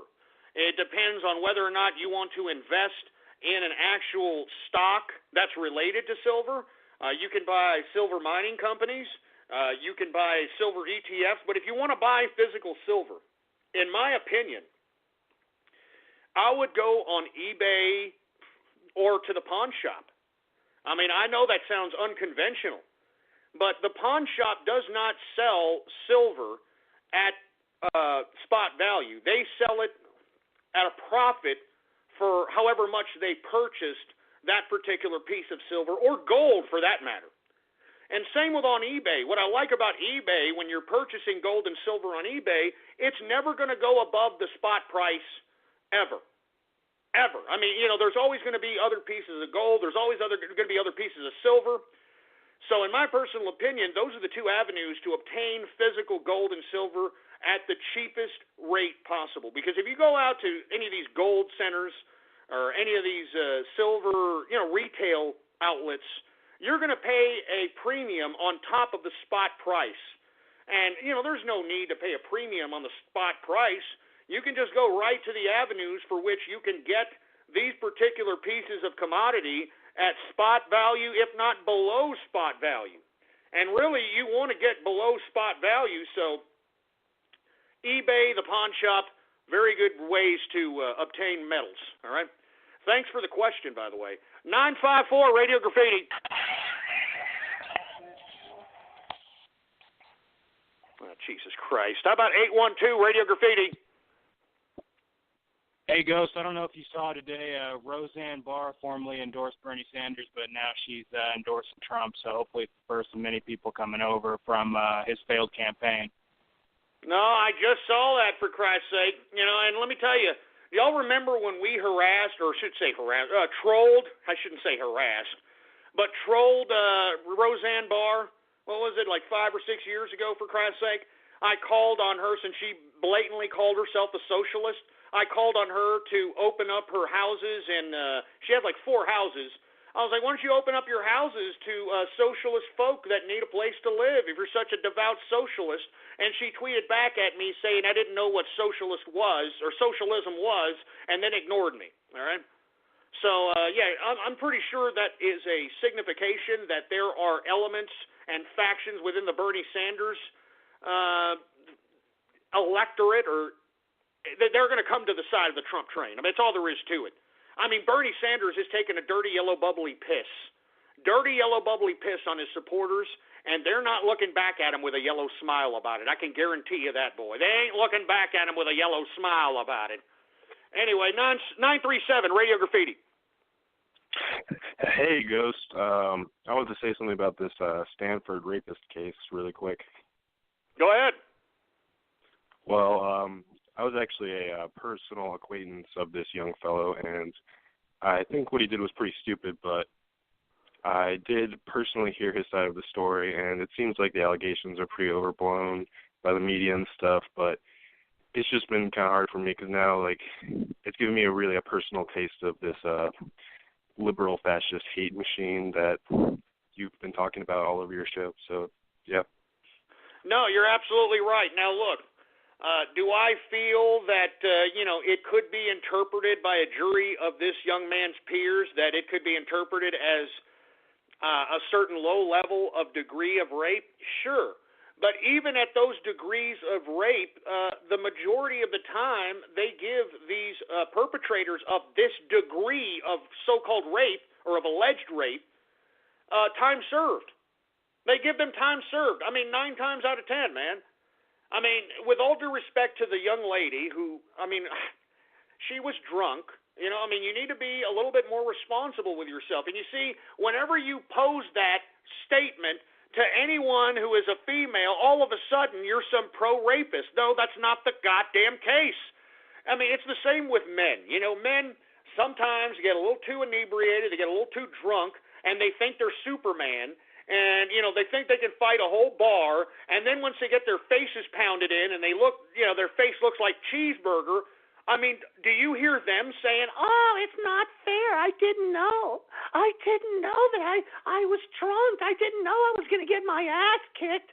I know I was talking garbage. I know I was talking garbage to everybody, but I didn't expect to get my ass kicked." You don't hear fellers talking that garbage, do you, huh? They take an ass whooping when they're drunk, and then when they wake up, they realize, man, maybe I need to stop drinking. All right? But no, feminism, and feminism has perpetuated this idea within women that they are absolved of personal responsibility, that they can do any ridiculous, impulsive, emotionally impulsive thing, anything that they feel. And if it's wrong, they are absolved of personal responsibility, which is the most ridiculous garbage I've ever heard in my life. All right? Let me tell you, you women that are getting drunk, you need to be a little bit more aware of yourself. You need to be drunk around people that you trust. All right? But when you're going around, with fraternity boys out here who are got like a 24-hour erection, all right, because they're like in their 19, 20, 21, I think that you as a woman needs to take a personal responsibility that maybe, just maybe, I should be a little bit sober as it relates to being around a bunch of horny fraternity young men. All right, and maybe I need to take personal responsibility for my own self. But of course, women are never going to do that. They're never going to do it. I'm not saying all women don't do that, because there are many women who take personal responsibility that are capitalists, that understand that whatever they do, they take the personal responsibility. But once again, they are a minority. And a group is defined by its majority. And right now, the majority of women out here are just absolving themselves of personal responsibility thanks to feminism. Anyway, sorry to hear about that about your friend there, man. 505 Radio Graffiti. If you leave me now, you take away the best part of me. Ghost, please don't go. I've heard you've been pretty stressed out these past few days. Just decided to call in for the first time and say, just don't freak out. Don't leave. We need you. Hey, man, I know I've been alluding to the fact that I may take another hiatus. I'm not going anywhere. I have to make sure that Donald Trump is elected president. I have to make sure that he's elected president, so I'm not going anywhere, regardless of what these goddamn troll terrorists and cyber vermin try to throw at me, all right? I'm not going to do it. All right, 269, Radio Graffiti.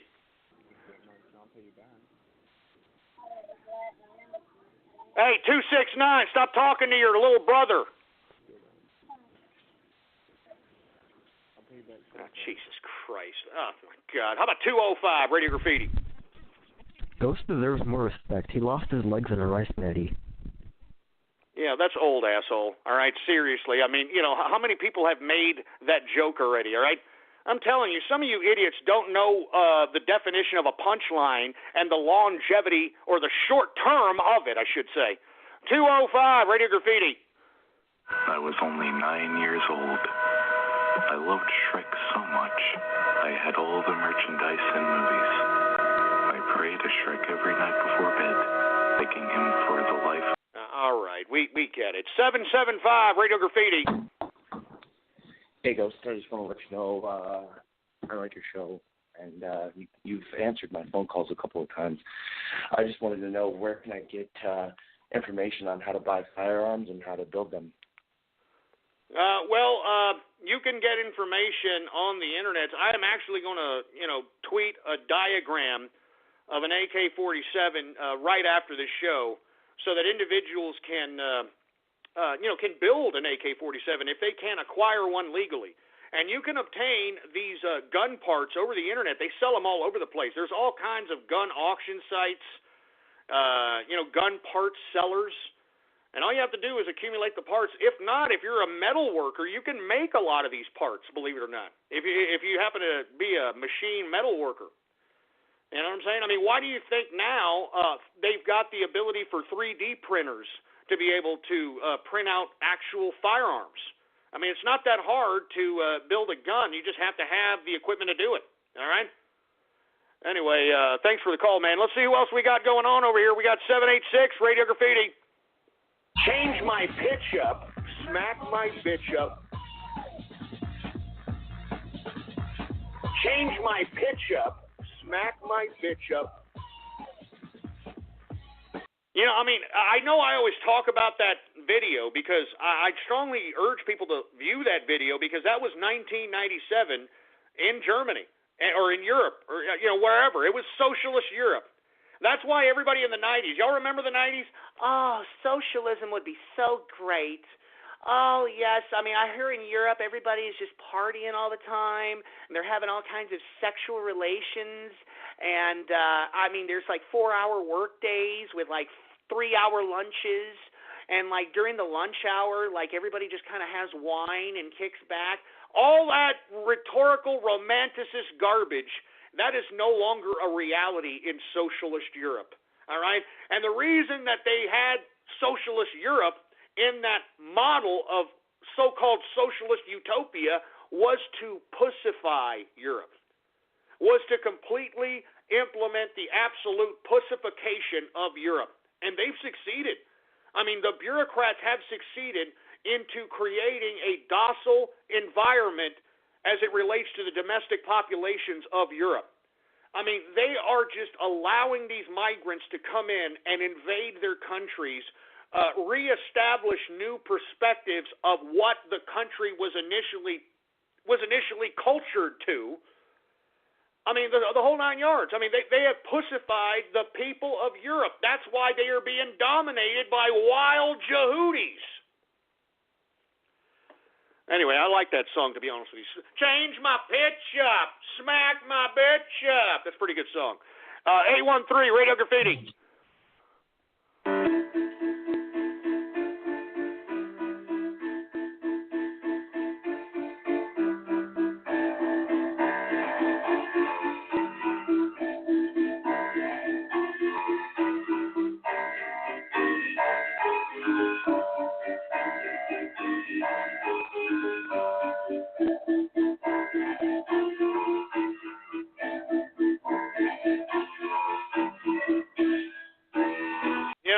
Pretty damn good, man. I'm telling you, whoever that pianist is, they're, a little bit Philip Glass-esque. Philip Glass, one of the most eccentric composers of our time. I mean, really, really weirdo, but, he finds a way to create music out of dissonant sounds. Very interesting, old Philip Glass. It's very Philip Glass-esque. All right? Much props. 417, Radio Graffiti. Were you aware that bestiality is legal in Texas as well as Canada? I never trusted those cow-humping assholes. Hey, it's not legal in Texas, idiot, all right? I mean, we just don't have any laws on it, and nor do we make a law to say, hey, it's okay to go ahead and screw your goddamn cow. All right, so go shove it up your ass, you dumb fruit bowl. Trying to make fun of Texas, boy. You come down here to Texas and talk that garbage and see if you don't get your ass whooped. 339, Radio Graffiti.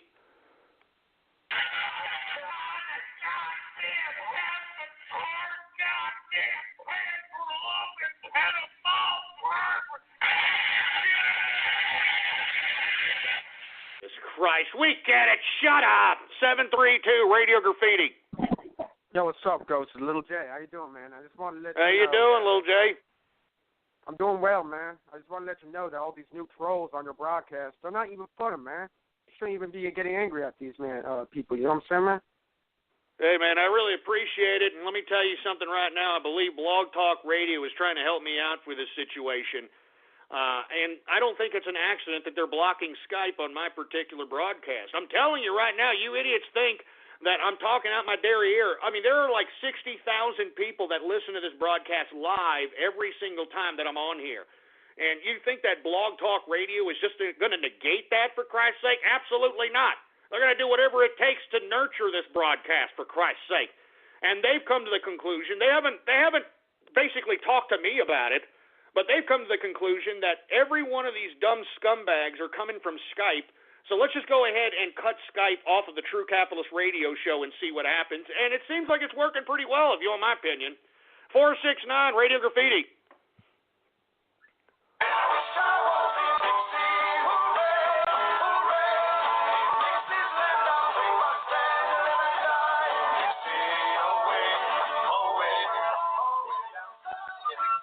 Okay, I don't know what the hell that's about. 952 Radio Graffiti. If I had a son, he'd look like Code Daddy, that silly bastard. Now shove it up your ass. Shove that splice up your ass too. 865 Radio Graffiti. Oh, is that me? Yeah. Well, just want to say that I've been loving the show, and I actually started to look a lot into the whole moon landing stuff. I found out a lot of interesting things. Well, I'm sure you did, man. I'm telling you. I mean, look, I don't want to turn this into tinfoil hat hour, but I'm telling you, I don't believe a goddamn thing that NASA is telling us. I don't believe that we've ever been to space. All right? I think that you people need to look up Operation Fishbowl. I think you need to look up a lot of the old attempts at trying to send rockets into space prior to or not rockets, but actual jets into the upper atmospheres of space in the 50s, and take a look at those old reels and take a look at how you see no curvature on the Earth. I'm just saying, all right? I'm just saying. Anyway, let's continue going. 205 Radio Graffiti. My granddaughter, this despicable whore that's 15, 16 years old. We're not going to go there, asshole. All right, don't make fun of my family, please. All right. Jesus Christ. How about the Teutonic Plague, Radio Graffiti? Hey, Ghost, what's going on? Love the show. Shout out to the engineer and your good self. Would it be better for me to actually buy physical silver or exchange ETFs? And how do I actually exchange an ETF?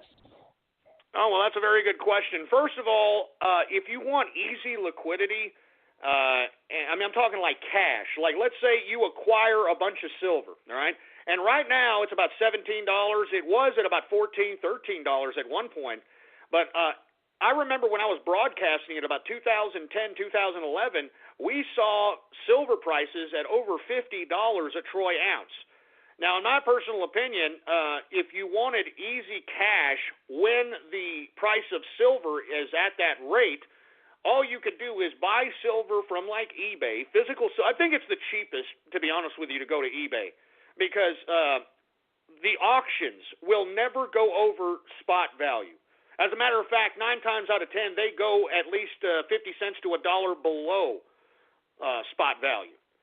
And when you acquire the silver, if you wanted to liquidate it very fast, all right, once you let's say you buy it at 18, 17, it's $35, $40, $50 a troy ounce, I would go right to the pawn shop and sell it to the pawn shop. Very quick, very easy money, or gold and silver sellers, and make sure that you get somewhere close to that range of spot value, because you want to buy low, sell high. All right, I mean, you want to be able to buy silver at 17 and change and sell it at about $40 and change. And the only way to do that and to get easy cash, easy liquidity, is to obtain physical silver and then be able to sell it via a gold buyer, a silver buyer, or the pawn shop itself. And they will give you spot, if not a little bit below spot, but not too much, to still allow you to profit and to get physical cash. Physical cash. And as far as an ETF is concerned, all you have to do is open up a brokerage account, and you just have to be 18. I believe most of these brokerage accounts will let you open up an account for less than $200 in some instances. And then what you do is you research the different ETFs that are available out there on the market. Now, some of these brokerage firms actually have ETFs of their own. And if you buy ETFs that are related to your brokerage firm, they'll actually, in some instances, not all instances, but they will allow you to buy those ETFs belonging to their brokerage firm with no commission. Yeah. So it's rather lucrative to be able to invest in ETFs with a brokerage firm that is in conjunction with the rise in oil, or an ETF in conjunction with the rise of gold, or an ETF in conjunction with the rise of silver, that is in coordination with your brokerage firm, because like I said, most of the time,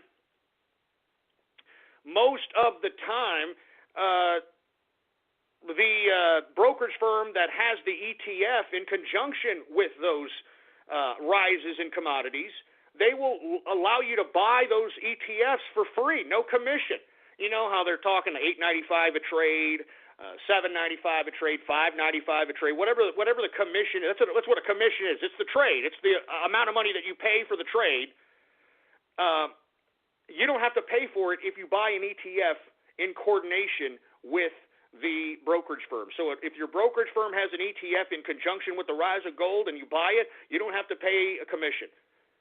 So on and so forth. All right? Anyway, let me go ahead and continue going here. Very good questions, by the way. 609, Radio Graffiti.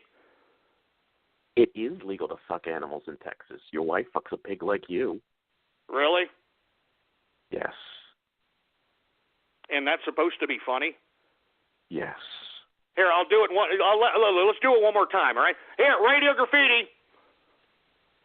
It is legal to fuck animals in Texas. Jesus Christ. Come on, think of something else, you unoriginal prick.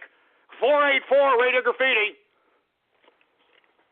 Do is fuck, and 9 months later you're getting a big bucks. But all you have to do is fuck, and 9 months later you're getting a big buck. It's free, like your ABC, free, like your ABC, free, like your ABC, free, like your ABC. You know, believe it or not, the black lady that made that song made that as a parody. She was just trying to focus the attention that our tax dollars are being used and abused by women who shit out children for financial gain. All right, that was a satire song. All right, so get it straight, ass clown. 574 Radio Graffiti.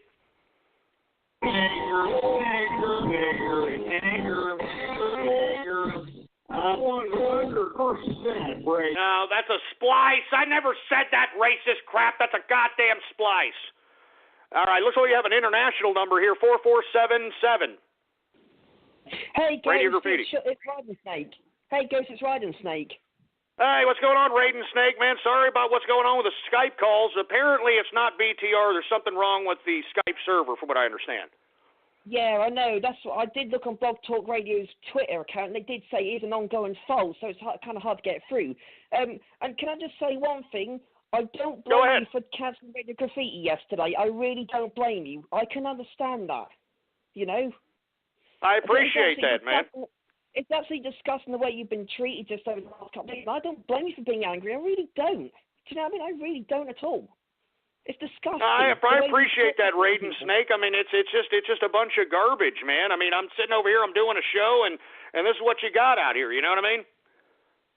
Yeah, but these trolls just don't care, and a lot of people I spoke to, especially Kraskin and a couple of others, they all agree it's downright disgusting. Do you know what I mean? They've just had enough of it. Hey, Raiden Snake, I really appreciate those kind words, man. I mean, I'm serious. That's the whole reason why I'm coming back. Your words, and as well as a whole bunch of words that I've been gathering on Twitter and here on the show, I really appreciate it. And I'm not going anywhere. I know I've been saying, I'm pondering why I came back, so on and so forth. I'm not going anywhere, all right? All right? I mean, I have to make sure Trump is elected. I have to make sure Trump is elected. Anyway, 614 Radio Graffiti. Karaskin, let us combine the power of our Asperger's and blow our chocolate shakes all over G and Teutonic Plague. Oh, my. Oh, man, come on! Come on! What the hell's that, tough guy, you sick bastard? Damn sick bastard! God damn, why is everybody hating on the Teutonic Plague, man? He's a nice guy. This guy's a capitalist, for Christ's sake. What the hell's your problem? Give me the mic. Give me the mic. Why the hell are you all hating on the Teutonic Plague and on Karaskin and all these folks, man? Give me a damn break. Jesus Christ. Anyway, folks, we're about almost over with the live broadcast, folks. But if you want to listen to the broadcast in the post-show third-hour edition, all you got to do is give us a call, 516-453-9903. And you'll be able to listen to us over the phone or listen to us directly afterwards on the podcast at blogtalkradio.com/ghost. That's blogtalkradio.com/ghost. Follow me on Twitter as well, folks. Politics Ghost is the name to follow. Politics Ghost. All one word, no underscores. Anyway, I'm going to be back tomorrow, 4 p.m. for Bowler Friday. So spread it around like wildfire that we are live every 4 p.m. Monday through Friday, baby. Bowler Friday! Bowler Friday! All right, now we are in the third hour of the True Capitalist Radio broadcast. This is the post-show edition. I am your host, the man they call Ghost, and once again, I want to thank everybody for tuning in with me. If you haven't already done so, folks, please spread it around like wildfire. That True Capitalist Radio is in effect and in the house every Monday through Friday, 4 p.m. Central Standard Time. All right? Every Monday through Friday, we are here, 4 p.m. Central Standard Time. And if you haven't already done so, folks, please, you have all kinds of buttons right next to you, in front of you, in the player, right next to the player, right in front of you. Facebook like buttons, retweet this buttons, share this buttons, use and abuse those buttons, baby. I'm serious. It's just a freaking click, man. Good God, it's just a freaking click. Anyway, folks, once again, I want to sit here and talk a little bit since it is the third hour and we are not live. I want to discuss a little bit of the things that have been just been pissing me off, all right? And, of course, it's these troll terrorists and cyber vermin, okay? And what I don't understand is, I mean, I'm shooting pearls to these people. I'm shooting pearls to these soulless assholes, and they just continue time and time and time again to agitate yours truly, for Christ's sake, man. I mean, do you understand, ever since that I've come on this broadcast, or ever since I started True Capitalist Radio, I mean, I have been given millions of dollars of free information. I'm not kidding around. Millions of dollars of free information in hopes of sparking synapses in capitalists throughout the world.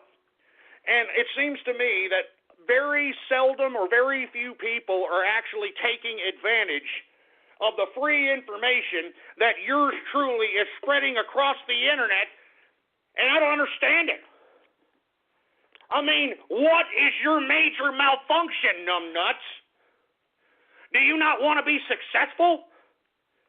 Do you not want to be a capitalist? Do you not want to be rich, for Christ's sake? What is your major malfunction? I'm serious, man. I have never seen a larger group of people, especially on the internet, that refuse to listen to yours truly so that they can become successful. Now, I'm not saying everybody is doing that, because you've heard some success stories here on the show, and moreover, I've had a lot of you tweet at me, I've had a lot of you email me, contact me, telling me your success based upon things that you have heard on this broadcast. And you're the reason why I keep coming up here. You're the reason why I allocate all this time out of my life to broadcast these broadcasts that I bring to you. And that's why I'm saying, folks, it is this important. I'm not going to go anywhere at least until Donald Trump is elected president. All right? I'm not going anywhere until Donald Trump is elected president. That's why I came back, folks. I mean, Donald Trump has sparked the capitalist revolution. He sparked the capitalist revolution. The capitalists have taken control of the GOP. That's why the GOP is a little pissed off. Because, you see, the capitalists are exposing the scheme of politics.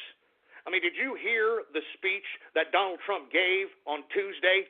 He basically exposed the political game, the political racket. He exposed it. He called out each and every one of these bureaucrats for creating the system that is the scam of politics. I mean, this man is fearless. I'm telling you right now, Donald Trump is fearless. That's why you got Newt Gingrich. That's why you got Paul Ryan. That's why you got John Kasich over there talking garbage. Because they're bureaucrats. They're not capitalists. These are lifelong politicians that have done nothing with their lives other than being some damn professional politician. And being a professional politician is nothing. It's ridiculous. It is not a job. All you do is speak and talk a bunch of lies all day. I mean, how hard is that? How hard is that?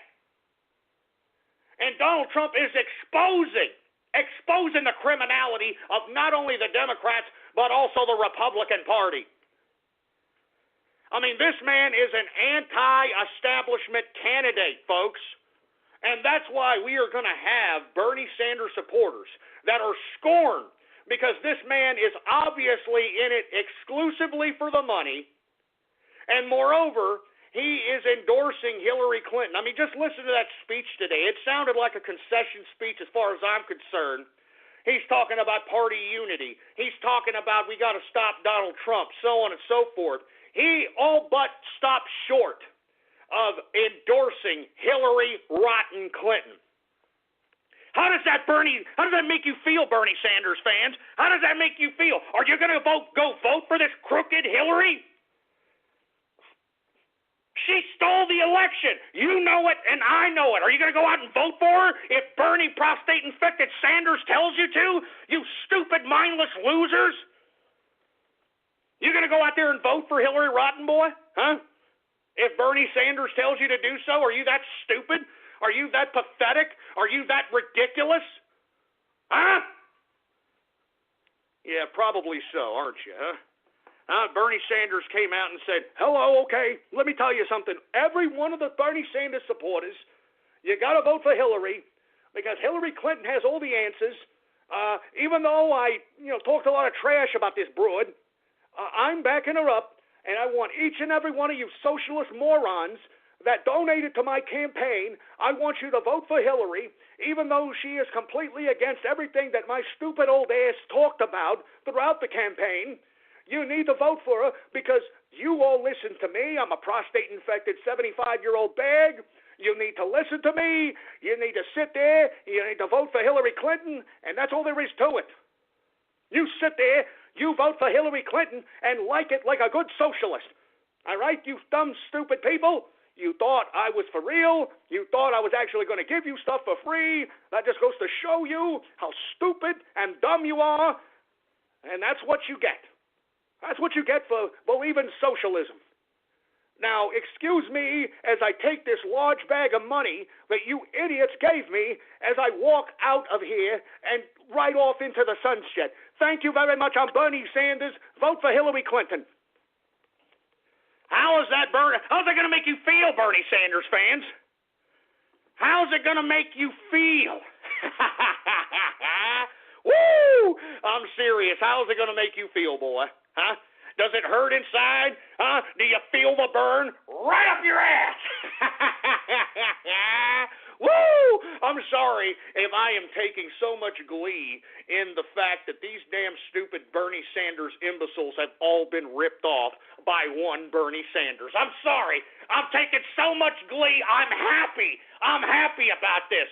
And let me let all you Bernie Sanders supporters know that what Bernie Sanders did to you in this campaign is what socialism has done to every population that has embraced it. Do you understand that? What Bernie Sanders has done to you is what every model of socialism has done to the countries that embraced it. And don't you ever forget it, boy.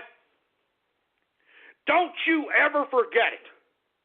Now, before I get to more radio graffiti calls and then bounce out of here, I want to implore people once again, please partake in Operation Barrel Roll. We are actually making an impact. The capitalist army members that are conducting themselves in this operation, we are actually making an impact, and they are actually eating each other. Now, as you can see, Obama, Hillary Clinton, they're trying to call for unity in the Democratic Party. That's why Operation Barrel Roll is more important now than ever. I am encouraging everybody, if you want to troll somebody, troll for a purpose. Troll for a political purpose, man. Be a part of history. Get yourself a social media account with the moniker Bernie Army, okay? And then just start bashing Hillary Clinton, call her a fraud, say that you donated large sums of money to Bernie Sanders' campaign and he ripped you off. Talk about how you're going to vote for Trump and will never vote for Hillary Rotten Clinton because Hillary Rotten Clinton betrayed the Democratic Party. She stole the election. I mean, start pumping out propaganda so these mindless Bernie supporters will start looking at these social media accounts that are partaking in Operation Barrel Roll and actually start believing like, yeah, you know what? I need to go vote for Donald Trump. He's an anti-establishment candidate. You know, he's not for the system. And the system screwed me because I was a Bernie Sanders supporter, and I donated a lot of money to Bernie Sanders' campaign, and I got ripped off. You goddamn right you got ripped off, you sorry sack of crap. You're goddamn right you got ripped off. All right? And the only thing you can do about getting ripped off is sit there, like it, and eat it! Eat it! Eat it! Eat it, boy. You eat it and like it. Anyway, once again, please partake in Operation Barrel Roll. Get yourself a social media account as the Bernie Army and start bashing Hillary Clinton, start bashing the Democrats, start bashing the system, start saying it's rigged, it's set up, and that you are voting for Donald Trump in protest so you can accept it, so you can suggest it in the minds of these dumbass Bernie supporters. I mean, that's the whole point of Operation Barrel Roll, is to change the conscience of the people on the Bernie Sanders side. Do you understand that? We want as many Bernie Sanders supporters, all right? Many Bernie Sanders supporters coming to the Trump train out of protest, out of anger, out of despair, out of demoralization. That's what Operation Barrel Roll is all about. That's what Operation Barrel Roll is all about. So I'm calling on you. I'm calling on the capitalist army. I'm calling on those in the Trump train. Partake in Operation Barrel Roll, for Christ's sake. We have to do it. We must do it. We have to force these Democrats to eat each other. And let me tell you, they're catching on, boy. That's why all of these morons are calling for party unity, because they know that their stupidity is dividing their own party, and we got to continue to perpetuate that. Do you understand that? We have to continue to perpetuate that. So, goddamn it, what are you doing? Partake in Operation Barrel Roll. Don't be a troll milky liquor. Troll for a purpose. Troll for a political purpose. By God, get off the fucking sidelines and get on the front lines. The front lines are outside your door. That's why I'm telling all of you, Operation Barrel Roll, it's a must, it's important, and you'll be helping Donald Trump, you'll be helping the Trump train, and you'll be helping the capitalist revolution that is taking forth right here in America, boy. So by God, partake in Operation Barrel Roll and stop being a damn milky liquor. Anyway, let's get back and take some more radio graffiti calls, and then I'm getting the hell out of here, all right? All right, who do we got here? We got 469 Radio Graffiti.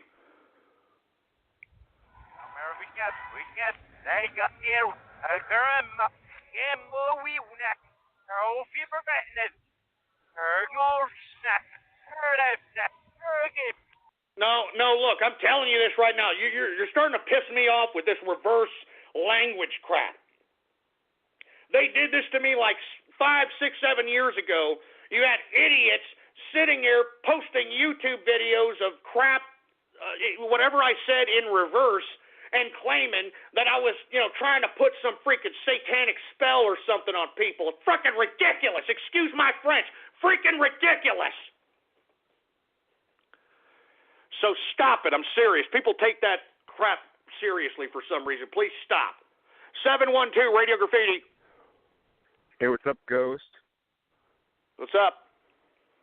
Hey, I just turned 21 by my first bottle of Johnny Walker Blue Label. Are you kidding me, man? Well, congratulations, man. Are you going to drink it, or have you already drank some of it? Yep, right here. Can I do it? Go ahead. Right here? All right, here we go.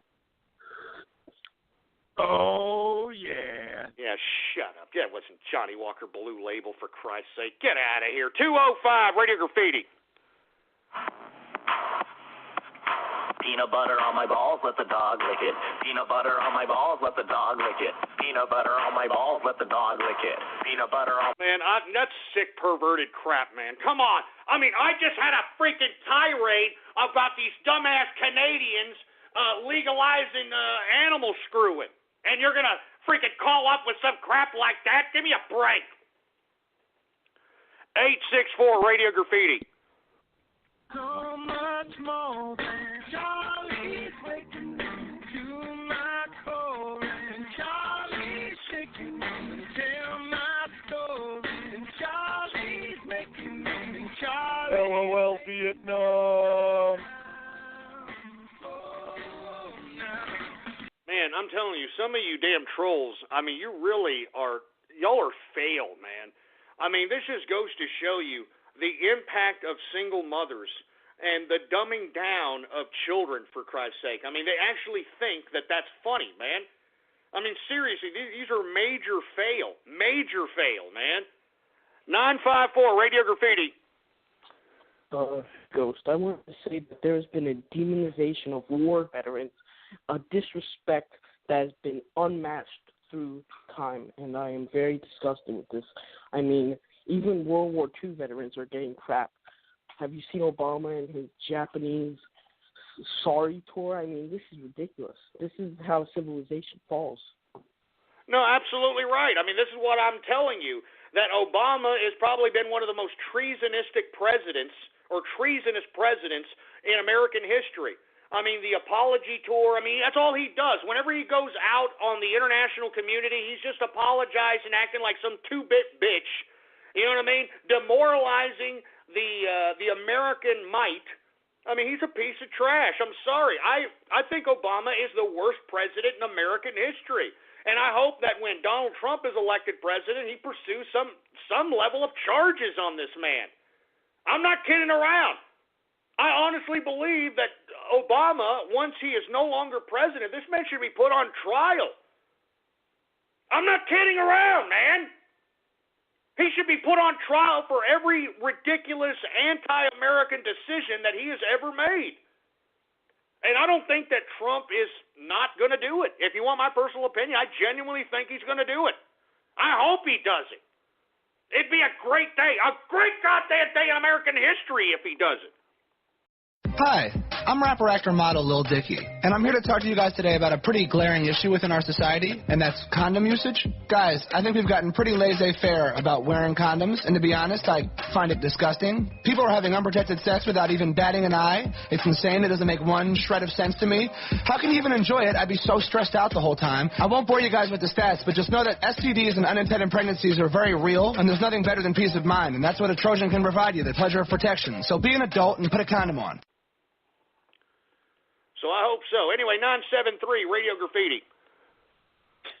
Hey, Ghost, do you really hate these speech kidnappers where they kidnap you and they actually murder the fuck out of you or mug you or something like that?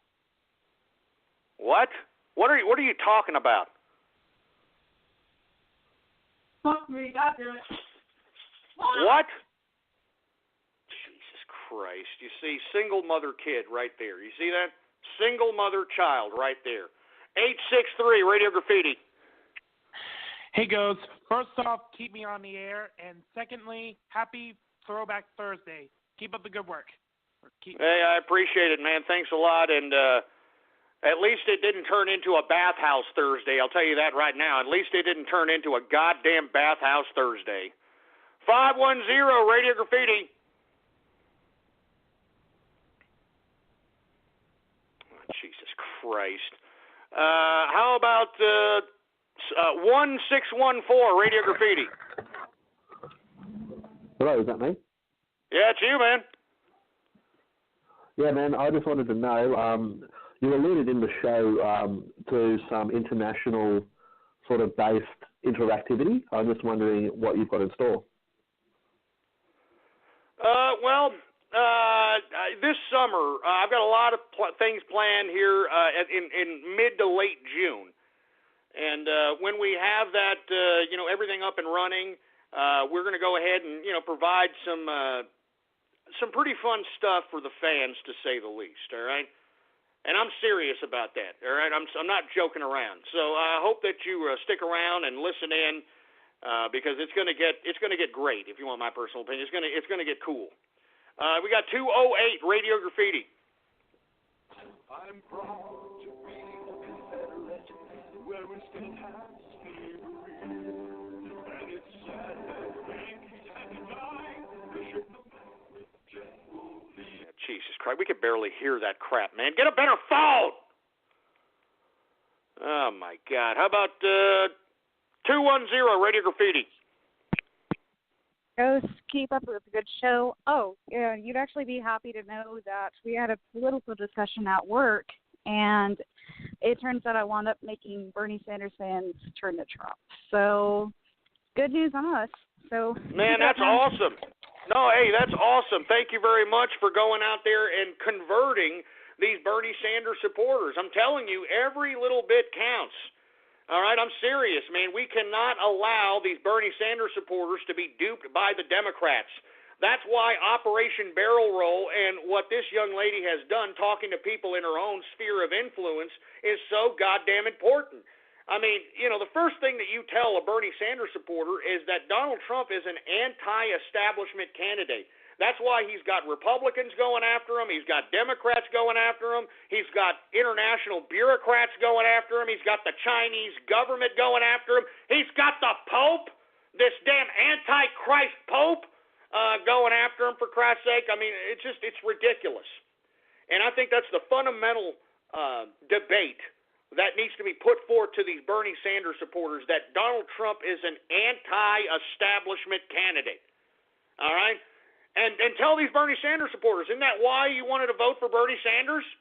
You wanted to vote for Bernie Sanders, right, because he's an anti-establishment candidate? That he's against the political system, for Christ's sake? I mean, don't you understand that?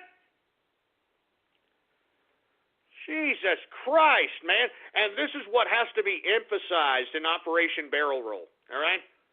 This is what has to be emphasized in Operation Barrel Roll. So that's why I'm saying, please, anybody who's listening within the sound of my voice, partake in Operation Barrel Roll. Just get a damn social media account and start agitating the hell out of Hillary Clinton supporters. Start acting like disenchanted Bernie Sanders supporters. Start engaging Bernie Sanders supporters and say, hey, look, the Democrats betrayed us. They stole it from Bernie Sanders. It's time to vote Trump in protest. Or it's time to vote Trump because the man is an anti-establishment candidate. I mean, that's how you have to convert these Bernie Sanders supporters. And believe me, they're stupid. They're ignorant. They're dumb. All right? They're socialists, for Christ's sake. All right? I mean, they're not very bright. It's very easy to goof these dumbasses. All right? I mean, that's why I'm telling everybody, it's not that hard. Operation Barrel Roll, man. Partake in it, for Christ's sake, man. Partake in it. Jesus Christ, man. I mean, what is it going to take? What is it going to take for you folks to start understanding that this is that important of an election, man? I mean, look at all the propaganda that is being pumped out of this mainstream media as it relates to Hillary Clinton. Oh, it's such a historical thing.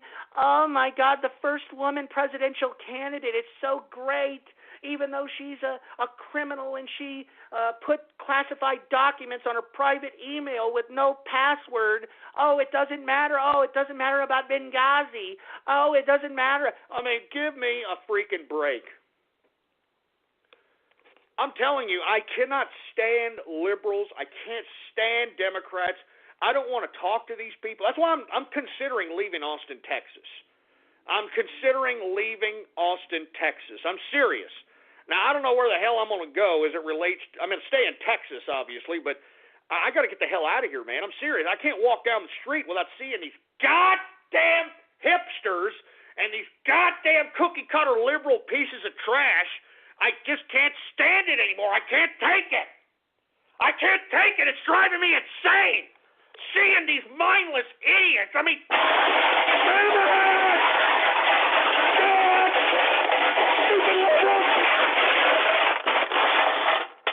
I'm serious, man. I want to leave Austin, Texas, man. This used to be a great city, a great goddamn city, until these carpet-bagging Californian, New Yorker, liberal assholes came over here and fruited up the place. These goddamn carpetbaggers came to Austin and fruited up the whole goddamn joint. Stupid, dumbass piece of garbage liberals, man. They ruin everything. They ruin everything. Don't you understand that? These liberals, they ruin everything. And that's why I'm telling you, I'm telling you, folks. It's that damn important. Do you understand that? Electing Donald Trump is that goddamn important, man. I mean, how much more I have to emphasize it? I don't know how much more I have to emphasize it. Jesus Christ, man. Jeez, man, I don't get it. I don't get it with some of these people out here, man. I don't get it. Jesus Christ, give me the mic. Give me the mic. I just don't get it. I'm serious. I do not get this whole liberal mentality, man. I don't get it. I mean, you idiot liberals, you could be spit upon, you could be pissed upon, you could be taking a dirty diarrhea crap upon, and you idiots will continue to vote for these morons who have lied to you, who have straight just, spit in your faces, who have taken away opportunities from you, and you continue to vote for them. I mean, this is the definition of insanity. I mean, that's what liberals are. They are insane. They are doing the same thing over and over and over, expecting a different outcome. That is the textbook definition of insanity. I'm serious. I mean, this is what they're doing. I mean, the Bernie Sanders supporters, the Hillary Clinton supporters, these were the same people that voted in Barack Obama not once, but twice. Twice. And look, life sucks for these people, even though they elected Barack Obama, even though he was supposed to pay for their mortgage, even though they were supposed to pay for their car. He was supposed to pay for everything, right? Huh? Now you got an idiot like Bernie Sanders saying the same goddamn thing that goddamn Obama said, and these people are believing it, man. Same thing with Hillary Clinton, man. This is the textbook definition of insanity. These liberals are insane. They're insane. That's why I don't want to have anything to do with these pieces of garbage. If you're a liberal, if you're a Democrat, seriously, stay the hell away from me. Stay the hell away from me.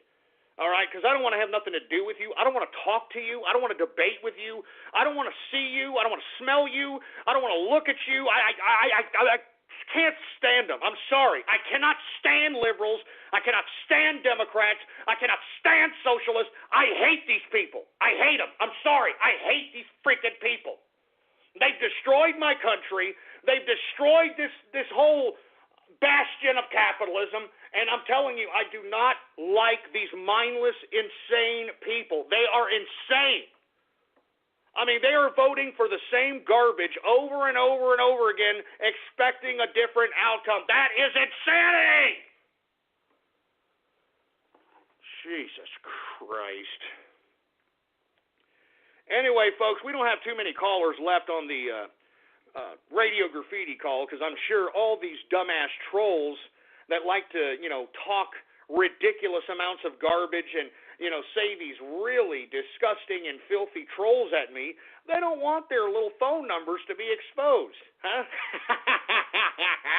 And that's why we didn't have too many of these dumbasses calling up for radio graffiti, trying to agitate yours truly, for Christ's sake. As a matter of fact, I actually think this is a pretty goddamn decent show. I'm not kidding. I actually think this is a pretty goddamn good show, and I really needed it, for Christ's sake, man. I really needed a pretty good show like this. I'm glad. I am glad I had today's show. It is definitely a morale booster for yours truly, to say the least. So let me go and say cheers to the capitalist army, cheers to the Trump train, cheers to the taxpayer, and cheers to the workers throughout the world, baby. Cheers. More beer! Woo! I'm not joking. We need more beer here. Oh, yeah. That's what I'm talking about, man. And look, folks, I know people are concerned with yours truly about my consumption of alcohol. But once again, I'm an adult, okay? I'm an adult, and not to mention, I know my limit. I mean, I'm not out here getting sloppy, falled-out drunk, and where I can't stand, where I can't speak any longer, where I'm not crisp or I'm not conscious. I mean, I drink to blow off steam, man. I mean, do you understand? It is stressful to be an independent capitalist, especially in Obama, too. I mean, folks, I've been in economies where opportunities are everywhere, man. You don't even have to try. I mean, it's like picking money off of a tree. Man, in today's Obama America, you have to be a very experienced capitalist to be able to find avenues of revenue, and to be able to not only find avenues of revenue, but to be able to still grow, even if it is small levels of growth. You still need to be able to grow on an annual basis. And you see, folks, I consider my consumption of alcohol, something like if, after work I go to the bar and have a few. I mean, you got to blow off steam, man. You got to, decompress. You got to decompress, for Christ's sake. And, my particular vice of choice is consuming an alcoholic beverage, all right? Now, I know the trade-offs of that. I know that it's not the most healthiest thing to do.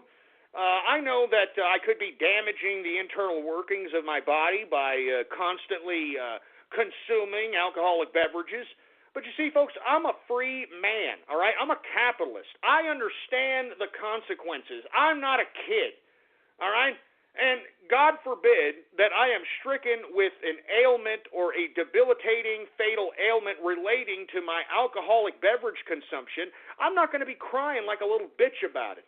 All right, I'm serious. I'm not going to be crying like a little bitch about it. I'm going to be like, hey, look, I had some good times. I knew what I was doing. I'm an adult.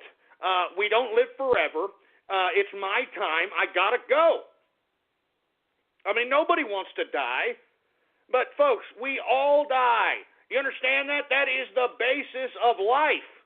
The basis of life is that every living organism has to kill and eat another living organism in order to survive.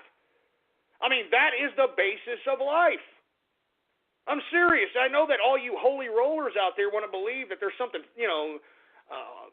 white pearly gate spiritual as it relates to what is going on in this world. But, folks, I mean, you need to understand, the people that are in charge, they get away with pure evil. They get away with infecting us with infectious diseases. I don't know if you folks saw the tweet that I gave yesterday after the show about buying Zika virus online. I tweeted the tweet. I showed everybody you can buy it online, Zika virus. And you mean to tell me that these viruses and diseases miraculously come out of nowhere? I mean, you got to ask yourself these questions, folks. If there's a real supposed pearly white gate God, you know, if there's a God that loves you so much and you pray to him and so on and so forth, and yet he lets these evil, sick, twisted freaks run amok, what does that say about who God is? I believe it says in Corinthians that Satan is the god of this world. Now, if you take a look at what the god of this world means, it means the dominating force that controls the belief, the politics, the economics, and the actual mental makeup of all of the people of the world. That's what God is in this world, folks. All right? The God of this world is not someone who's holy, all right? I mean, I honestly believe, and look, I don't mean to be going off keister here, but I honestly believe that we are here because of a punishment. Yeah. I believe that all of us have been banished here because we are being punished. And if you don't think so, then why is the basis of life that we have to kill and eat other living organisms in order to survive? I mean, what kind of holy God would make a basis of life on that? That's what I'm saying, folks.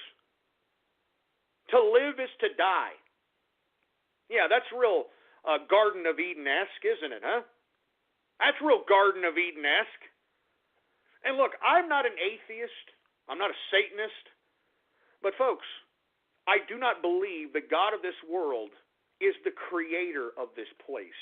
And that's why when Thomas Jefferson wrote the Declaration of Independence, he talked about all are endowed not by their God, but by their creator. Their creator. Yeah, I think that you people need to understand what the hell that means. The God of this world didn't create this world. All right? Whoever created this world to banish us to this world, and the God of this world is evil. I mean, how much proof do you have to believe or see for you to understand this? I mean, take a look around you. Take a look at all the evil people that are in charge of the world today. What do they know that you don't? You know, every time you do something bad, right, it comes back around, all right? It comes back around and gives you bad karma. How come bad karma does not hit or afflict these leaders that their decisions cause millions of lives to die, millions of lives to suffer, starve, be in despair, and yet they are continuously sustaining their power. They're continuously in control of people. And God is not punishing these people. God is not punishing these evil people. Now, you need to ask yourself, why is that? Because, folks, there are laws to this world that you are not privy to. There are laws in this world, spiritual laws of this world, that the church isn't telling you, that the pulpit isn't telling you, that no one is telling you. And that's why I'm saying, folks, you need to start becoming very aware of what is going on around you and stop living in la-la land. Because, folks, when you live in some ridiculous fantasy, when your mental capacity is somewhere else in some daydream, even though your physical being is on this earth, who's in control of you? Who's in control of you? I mean, take a look at our society in America today. Our society used to be vast. I mean, America had the Midwest, you know. We had a bunch of small towns. All of a sudden, we are being collapsed into huge metropolises. Why? Why? You know, metropolises in which the cost of living is ridiculous. Metropolises in which economic opportunities, if not scarce, they are below the actual living wages of that particular metropolis. Why? There's misery, despair, crime, criminality in these metropolises. Folks, these leaders are trying to fix and socially engineer your reality. They're making you have Stockholm Syndrome, being a prisoner in your own city. You understand that? I mean, it's much like the gulags. You know, that Stalin would send these people that were in the gulags to build their own prisons, to build their own death chambers. This is what we've become in America today. And do you think that whatever God you're praying to gives two rats' asses? It's obvious he doesn't, or she doesn't, or it doesn't. Because the God of this world is not the creator of this world. Do you get that? It says in Corinthians, in the goddamn Bible, that Satan is the God of this world. And that's why I always preach to you folks that you have to be realist. You have to partake in realism philosophy, meaning that don't view things in the sense of how you want them to be. You need to view things on how they actually are, how they are in reality. And folks, that's why I continue to do this broadcast. I know these things. I mean, do you think that I'm happy about it? Do you think that I get up every day kicking, heel kicking, that we're living in hell? I mean, we're living in hell, folks. I'm not joking. I mean, our forefathers, with all due respect, they had to partake in nefarious Masonic activity. I mean, you know that you're living in a Masonic United States. You know this, right? They had to do some nefarious Masonic type activity so that annuit coeptus. Annuit coeptus. What's in back of the dollar? Look at the back of the $1 bill. Annuit coeptus. What does that mean? It means that God has crowned our enterprise with success. What God? What God are they talking about? And that's why I'm saying, folks, our forefathers made heaven out of hell. And right now, that's what we're fighting for at this point in time. Now, folks, I don't mean to scare people. I know when I get philosophical in this regard, people get very scared. They don't want to hear it. They get a little apprehensive. But, folks, you have to break into reality, because each and every one of these sick idiots that are in power today, they are living in reality. And they're trying to control your reality. Because, folks, that's all this whole fucking game is about. Excuse my French. That's all this whole goddamn thing is about. It's about power. It's about the influence of minds. Because, folks, your mind is a powerful thing. And that's what they, when I mean they, I'm talking about the people in power are trying to rob you of. They're trying to rob you of the power of your own mind that you can conjure up. Because what the hell are you, man? What are you? What are you? You're a meat bag. You're a freaking meat bag. You understand this, right? I mean, when you die and they cut you up in an autopsy, it's nothing but meat, you know? It's internal entrails. It's biological garbage. It disintegrates. What's making you alive? What is creating the animation that is your body? What is it? What is it? It's electricity, man. Energy. Energy. That's why whenever you exert yourself too much, you exude heat. You exude heat, which is energy. Believe it or not, they have taken scientific experiments and realized that the amount of heat that a body can generate could power a light bulb. So what does that tell you? does that tell you, man? Who are you? What are you? I'm serious. I'm not kidding around. What are you? I mean, do you think that your thoughts are your thoughts? Do you think that what you think is really what you think? I mean, I'm serious. Think about that for a second, man. I mean, where does your thoughts come from? How are you in control? You mean to tell me that this brain that's in your head, that's 97% cholesterol, you mean to tell me that this, mass of matter is what's really in control of you? Absolutely not, man. Science has even proved to us that this brain of ours is a receptor of information. That all of our thoughts and everything that we think is not happening in our heads. It's happening somewhere else, and we're receiving it in our head. Why do you think I always say sparking mental synapses in the brains of people? Do you get it? I'm not joking, man. Look, I don't mean to freak people out, but it's time for people to start recognizing what is going on around here.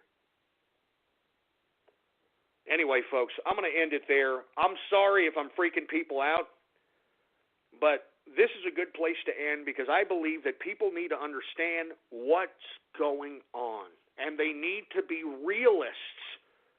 They need to be realist in their perspective of life itself. So anyway, folks, I want to thank you very much for tuning in with me. I did not mean to get this deep, all right, this deep and this philosophical. But, folks, this is something that needs to be said because they're never going to tell you this. No one's going to tell you nothing. No one's going to tell you why these evil people that are in charge of the world run amok. They know something you don't. They know the laws of whatever the Creator is. All right? Yeah. There's laws in this world that you're not privy to that they do. That's why you could be the most pious, you could be the most giving, you could be the most charitable person on earth, and yet you can pray to whatever God you think of, and God's not listening.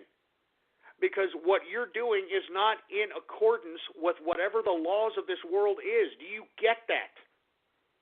Do you get that? That's why karma isn't stricken to these evil leaders of ours, all right?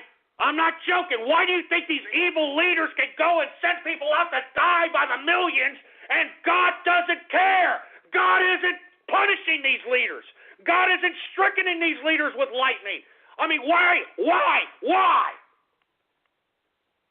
Because they know something that you don't. And the fucking sooner, excuse my French, the sooner that you understand this, the sooner that you can comprehend this, the better off you'll be in life. You will be at the same degree, for a lack of a better term, you will be at the same degree as many of these dumb, sick-ass, twisted idiots that are in charge of our world today.